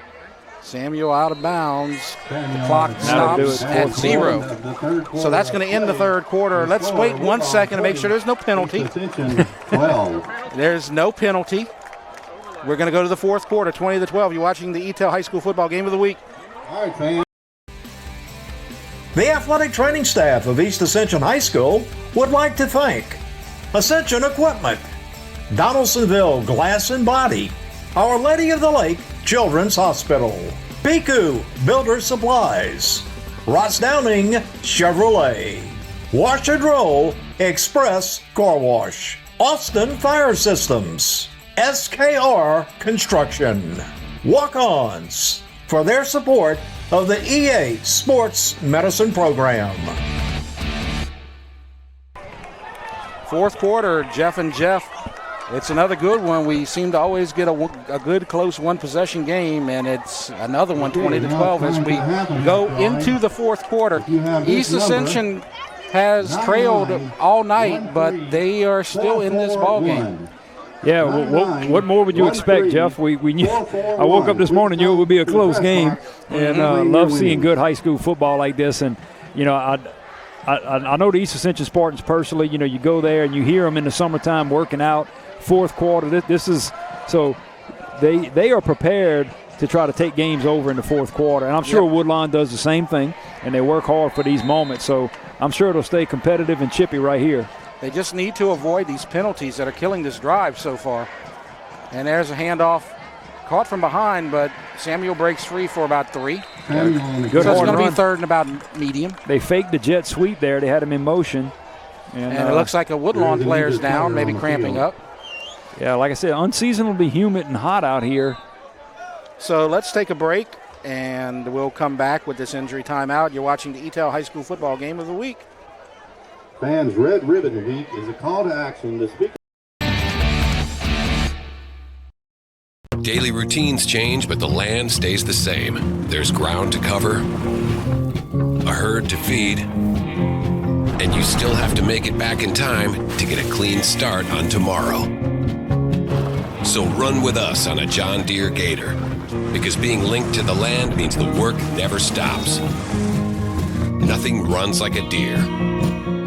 At Ascension Equipment, save more today and mow tomorrow. You care about your car. So do we. Donaldsonville Glass and Body has been around for over 40 years, providing unparalleled collision repairs and customer service, especially when you and your car are having the worst day ever. When you demand exceptional workmanship, call Donaldsonville Glass and Body. Free pickup for your collision repairs and get it back as good as new. It's your choice, so why not choose the best? Donaldsonville Glass and Body. And the injury is Chris Cooper from the Woodlawn side as he comes back to the sideline, and our score 20-12 as we are one play into the fourth quarter, and now it's going to be a big play for the Spartans as it's third down and 4 from the 30-yard line. Big third down here, Jeff. Jumbled up, trips to the left, tight, and roll out that way. Dunn rolls out. And he's going to keep it. Didn't get it. A little bit short. About 2 yards short, maybe. Yep. And on the keeper. So it's going to bring up fourth down. And that drive was just killed by penalties.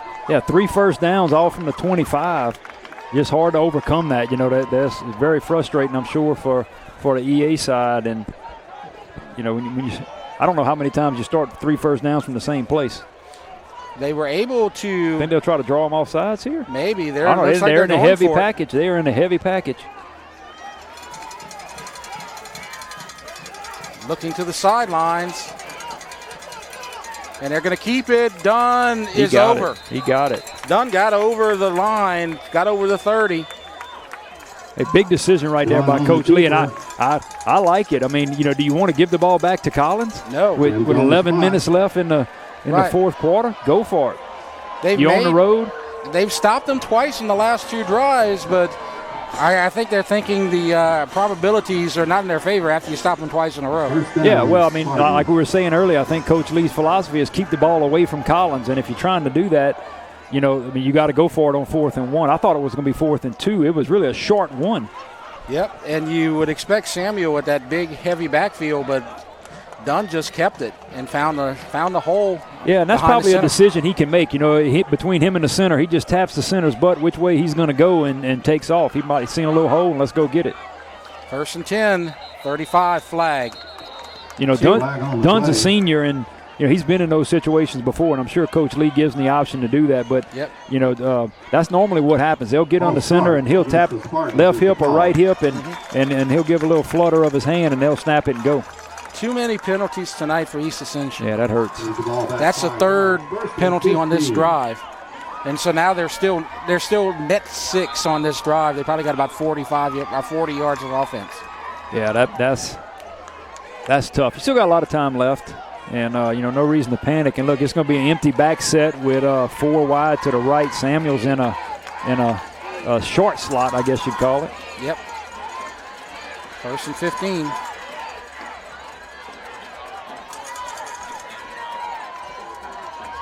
And another flag, and now we're back where we started.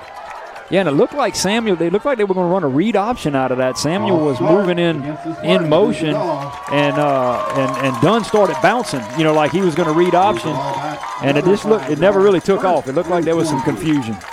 This is about the approximate spot where this drive began 3 first downs ago. Yeah, 25. There you go. This is the 4th first down from the 25. This, if they would be able to get into the end zone, this might be a net 110-yard drive. First down, Dunn. All day, deep, caught. First down, he's gone. He's gone. 50, 40, 30, 20, and he must have stepped out. Is he out of bounds? Touchdown!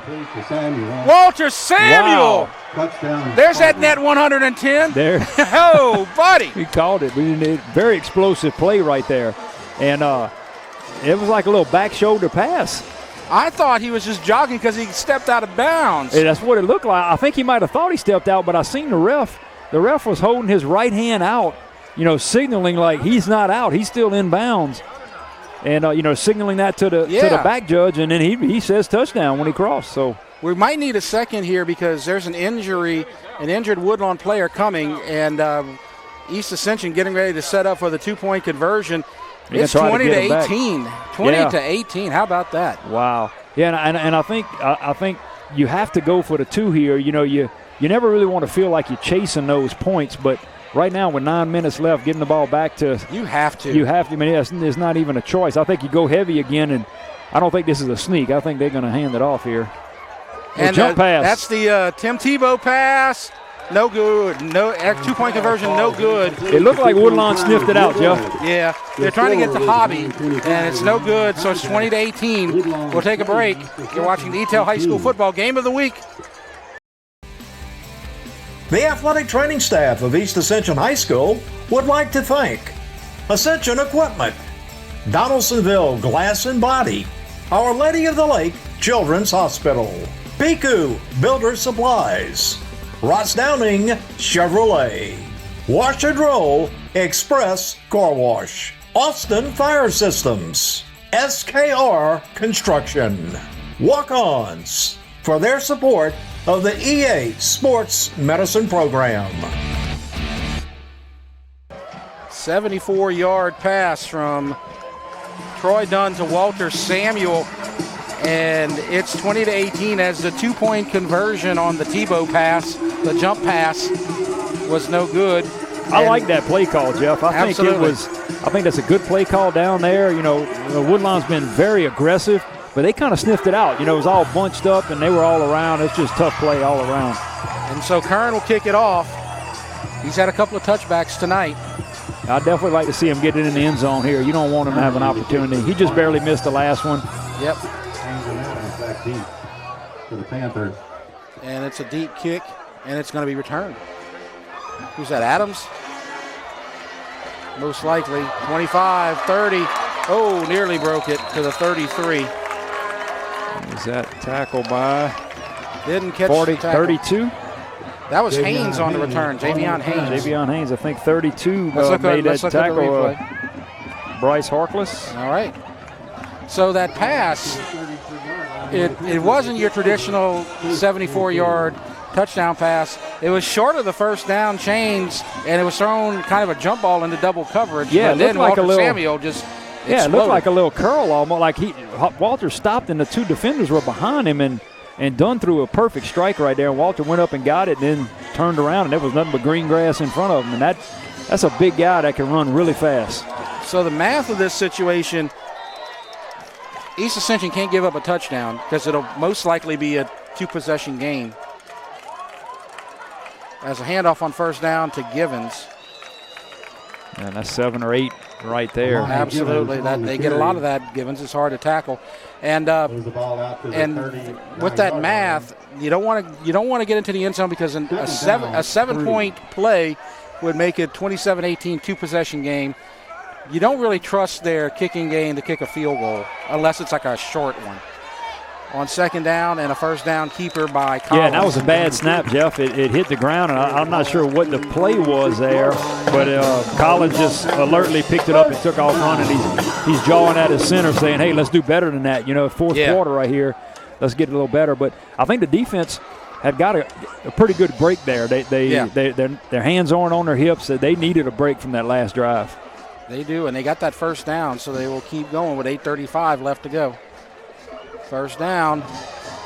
Givens, this time it's strung out in 1 yard maybe, as you see Givens Lee down at the bottom of the pile with a couple of other Spartan defenders. So it's a 1 yard gain, 2nd and 9. Again, don't want to give up the touchdown.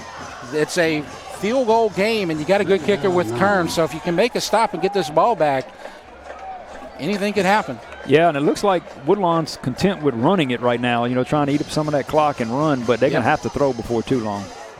Maybe right here. Nope. Givens. And there's Lambert. Don't run at him. He knocked him down.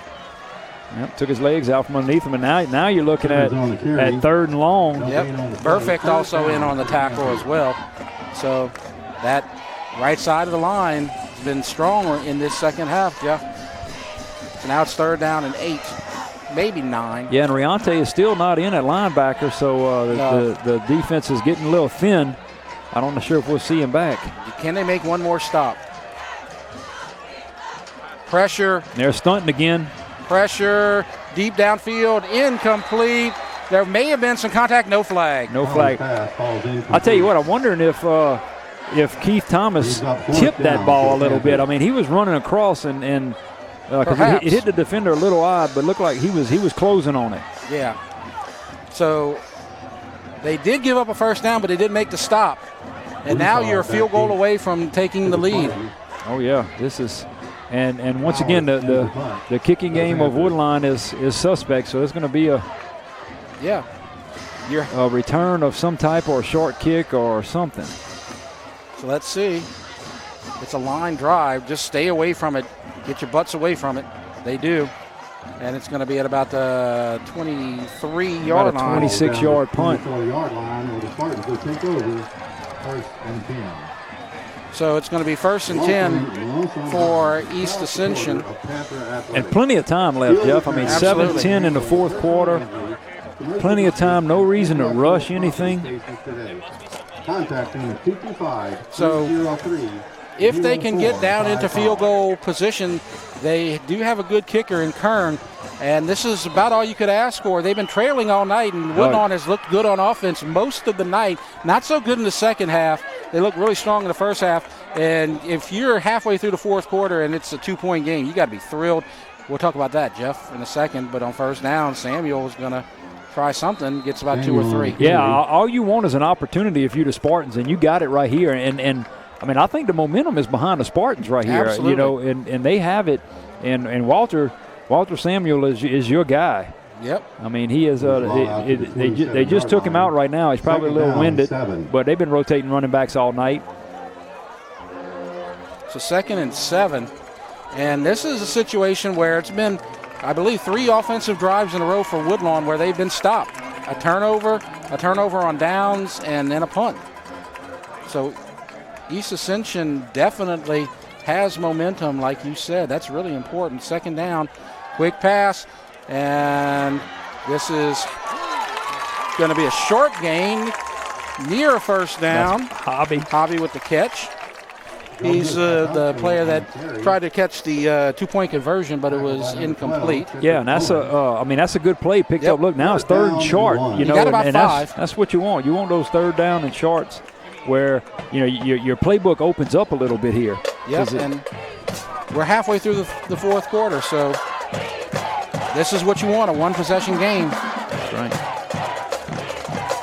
Under center, that quarterback, keeper trying, and I don't know. The near side lineman has be close. It at the 34. It's a good mark. First down. Good mark. They give it to him. Yes. Yeah, now it's the Woodlawn side that's kind of upset with the officials. Woodlawn thought they stopped him and must have got the ball across. But he may have reached out. I couldn't see because there was a lot of traffic down there. That's Dunn's 3rd quarterback sneak, right? I believe so. Of the game, and I like that one right there on 3rd and short. Go get it. And none of them have been pretty, and none of them have been definitive, but the officials have given it to them. Yep. 5 receivers, empty backfield. Now here's Samuel, gets it in motion. Big hole, 45, cuts outside, 50, 40, 30, cuts to the 25 and out of bounds, and they're close to field goal range, Jeff. Wow, that's a little, look, almost like a sprint draw play, but on a motion. It was kind of odd, but man, Samuel seen the field reversed around, and I love this guy's vision. Run. His vision is just great. Unbelievable. When he gets running downfield, he is tough to bring down.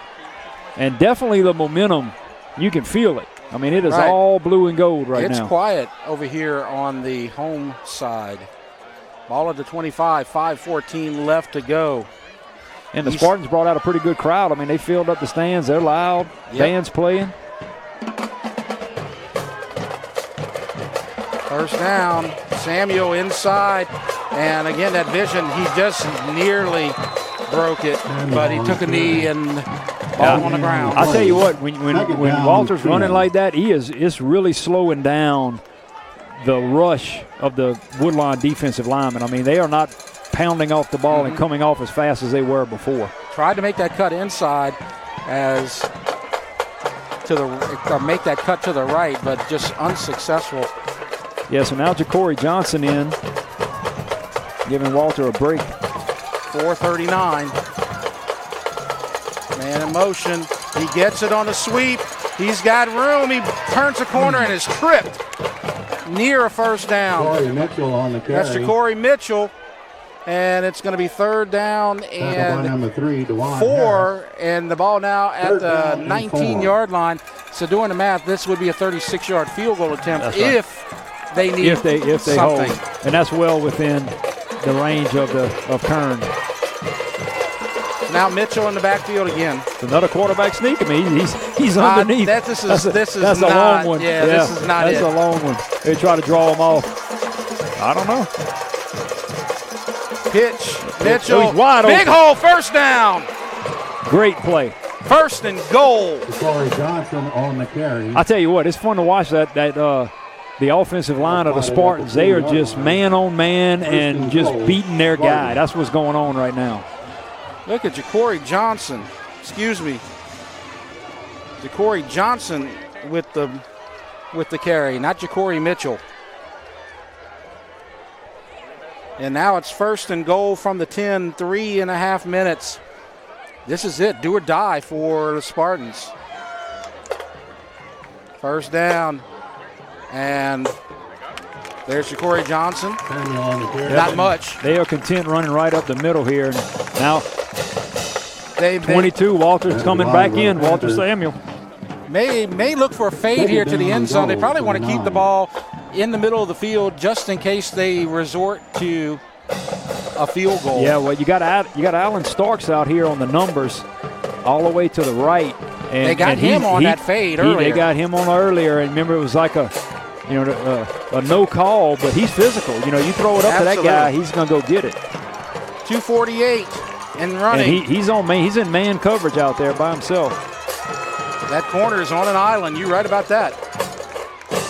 And they run it with Samuel right up the middle. No, a couple. Still pushing, but it's not going to happen. Well, that new rule now where, you can push the running back and they won't call the whistle as much. It's like an old rugby scrum, and the refs are letting these guys play. It's fun to watch. Yep. So now we're going to be inside of 2 minutes probably after this play. 3rd down. They cannot get a first down, so there will be time on the clock for Woodlawn. Yep. Unless there's a defensive penalty that will be an automatic first down. That's a possibility, like a pass interference in the end zone or something. Yeah, 3rd and 7 here, so you can't go big. You can't go your big heavy package. So looks like they're going to wind it down and take a timeout. I think they're going to talk about it. Yeah, they're going to take a timeout, and we're going to keep it here and talk about the Spartans and their schedule coming up. And so they're 2-3, trying to get to 3-3. If they can win tonight, they're most likely going to win their next game and go to 4-3 as they play McKinley. But then the big game at Sanama or not at Sanama, at Spartan Stadium, perhaps, right, Jeff? Right. No, I can't go out and say it yet, but it's going to be close. But there are 3 losses. Scotlandville, Brother Martin, and Catholic High. Yeah. Brother Martin is what, 2 or 3? Catholic High is 1. They've lost to 1-3, and Scotlandville started the season up high in the top 10. Yeah, and Brother Martin was an 8-7 ball game right at the end. And then Catholic High, I think they were 1 possession away in the 3rd quarter. Right. So they are battle tested. There's no doubt about it. That tough schedule in the beginning of the season for Coach Lee is in my opinion, paying off for him and his teams. group. We're going to look at Woodlawn perhaps if we have time, but they did the same thing. Yeah, they had Zachary early, West Monroe early. Yep. We'll try to look at their schedule if we have time. 3rd and goal from the 7. Yeah, and they're going trips to the left here, and Allen's on that island by himself. See if they do that fade. Or do they trick him and go to slant in? Yeah. because he's got room for that slant. It's going to be a keeper. Cuts inside. Scores!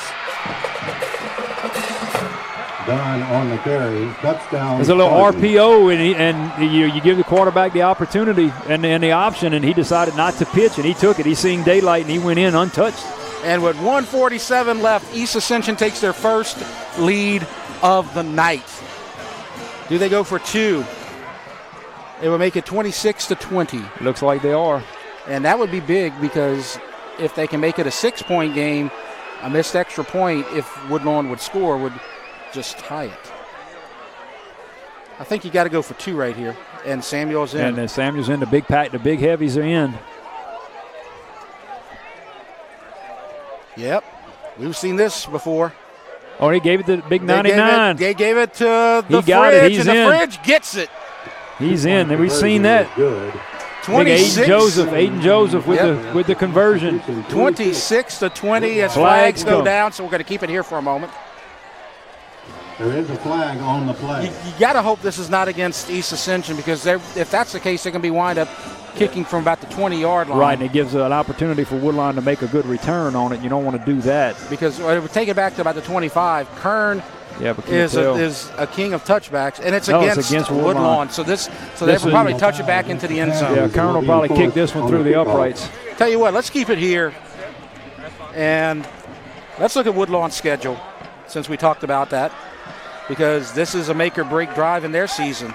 They could stay unbeaten if they can pull off the victory. Yeah, well, they got a minute and 47. It's going to be tough.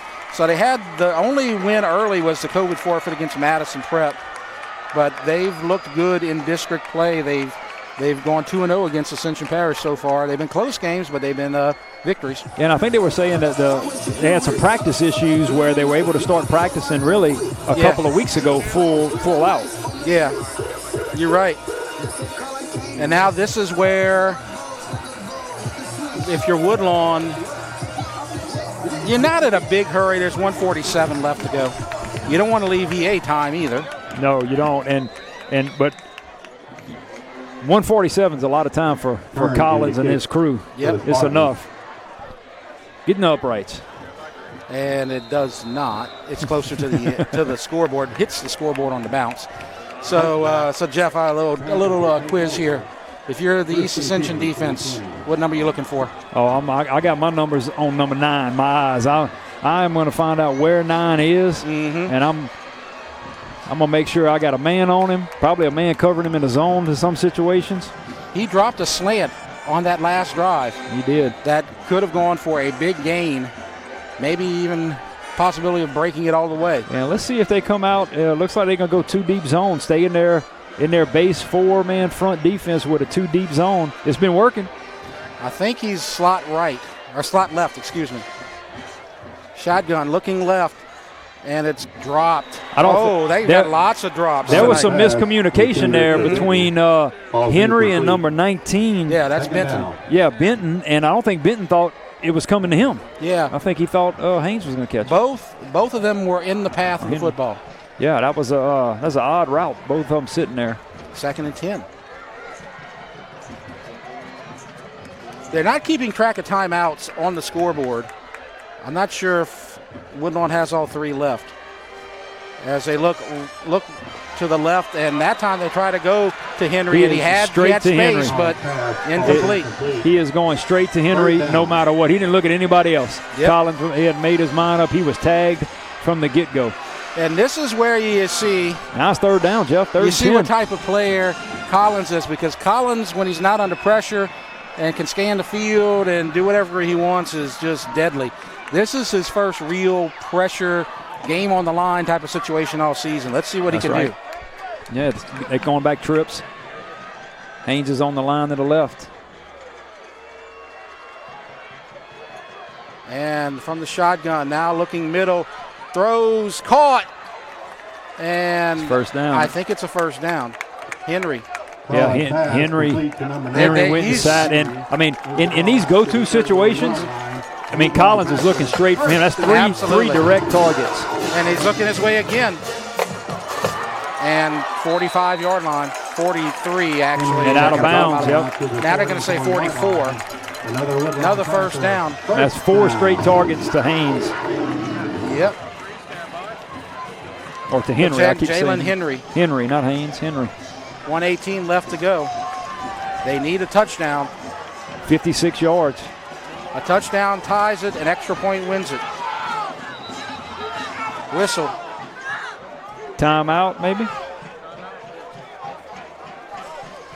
There may be an issue with the play clock. I hear some of the Woodlawn fans beneath us arguing about the play clock not running properly. Yeah, well, EA is making a substitution here, and they took linebacker Ty Washington out, and they brought in number 20, Tyron Turner, defensive back. Looked like he's spying Henry. 3-man front. Collins under pressure and hit by Lambert. It's incomplete. Yep, incomplete. Lambert has had a nice second half. He has. They were looking for Henry, and that change right there brought in another defensive back and pulled the linebacker out because they got to throw. You know that. They're not running. Mm-hmm. So good move by Coach Pellegrin and Darnell Lee on the defensive side. So it's 2nd and 10 after the hit by Lambert.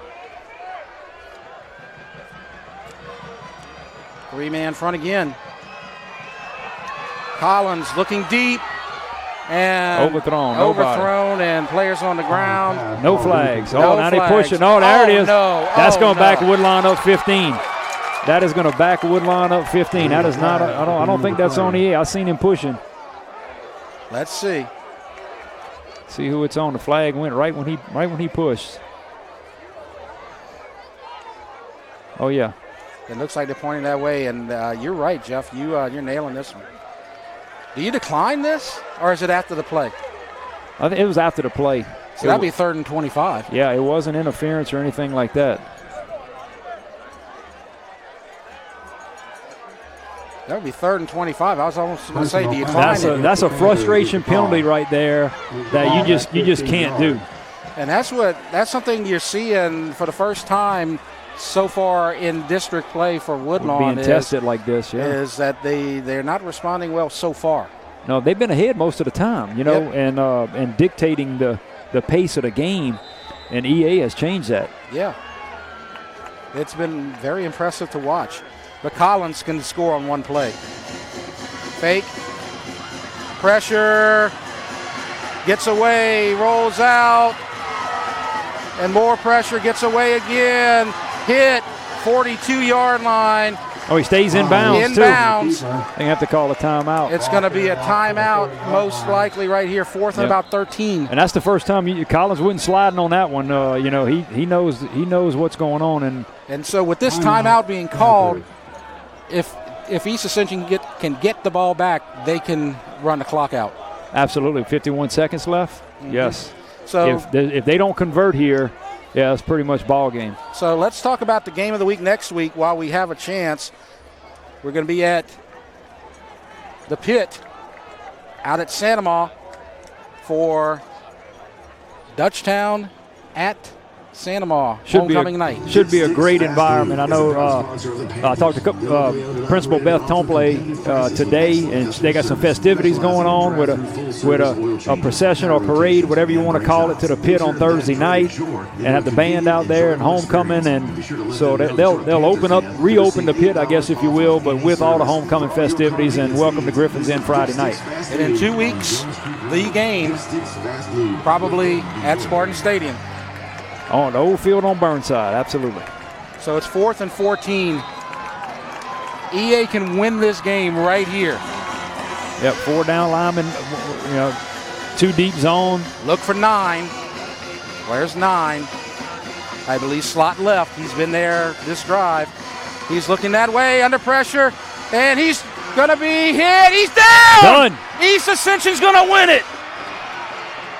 Look at that, number 20 with the sack. Yeah, he's the one that came in. That's Tyron Turner. Tyron Turner with the sack and the big win for East Ascension. Looks like it's going to happen. And I'll tell you what, that East Ascension defensive line has been impressive this second half. Very impressive. They must have been challenged at halftime coming out, but they have answered the bell. And they've answered a 2-possession game and came back and won the whole darn thing. Yes. And so, East Ascension will get the ball, and there's 44 seconds left, so they can kneel. They can It's kneel over. because they've already used one timeout at least. I would think they're going to be in victory formation here. Absolutely. That's what I'm thinking. They're on the wrong side of the field. Everybody's all messed up. They're excited. So Woodlawn didn't score at all in the second half, right? No, they scored on the opening drive. The opening drive, that's right. It was 14. They scored an opening drive and missed the extra point, and that was it. After that, I believe it was 20-6. Yeah, we were talking about setting the tone and coming out and all that, and EA changed it. There it is, victory formation. That's the best formation in the world if you're on offense. And so, are they calling a timeout? No. Do they have to run another play? No, unless a timeout is called. It looks like East Ascension's going to win this game. This game looked like it was Woodlawn's game to lose most of the night for 2.5 quarters, and East Ascension just came out on fire. You are right. And they're going to win this game and go to 3-3, and they are 2-1 in district. They're alone in second place. That is impressive. A great win by the Spartans and Coach Darnell Lee with his squad. Well, they're going to be tied with Woodlawn, but they have the head-to-head advantage. That's right. That's right. That's the ball game. Your final score. So Jeff. We got to get a lot of us to do the game every week. We always got a tight one. We hadn't had a blowout yet. This is great high school football that we get to call. And they're going to just go to the locker rooms, and the coaches are going to shake hands.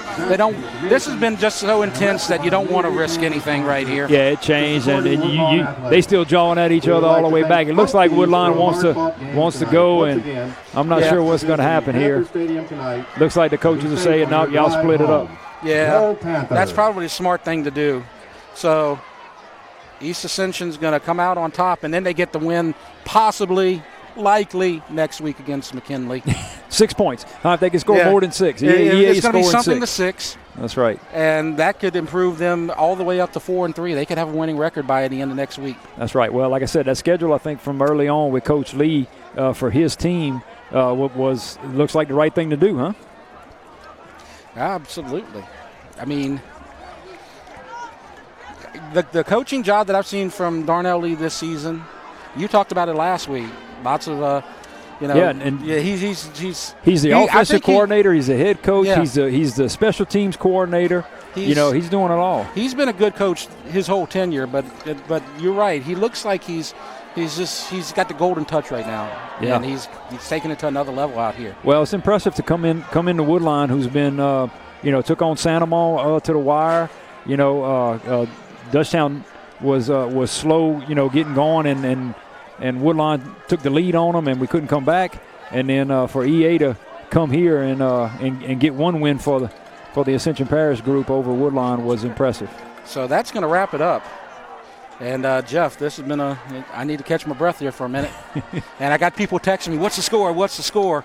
And they're going to be happy probably when we get home. I'm the same way. I'm texting the whole time. And we stood up the whole game, Jeff. Absolutely. On the top of Panther Stadium here. I guess that's what they call it. But we've been standing the whole time. So, all right, we'll see you in a couple of weeks, possibly, Jeff, for the final game. We'll see what happens. And that's going to do it for tonight. I'm Jeff Porsche. He's Jeff Pyron. And 26-20, our final score, East Ascension with the win. You've been watching the EATEL High School Football Game of the Week.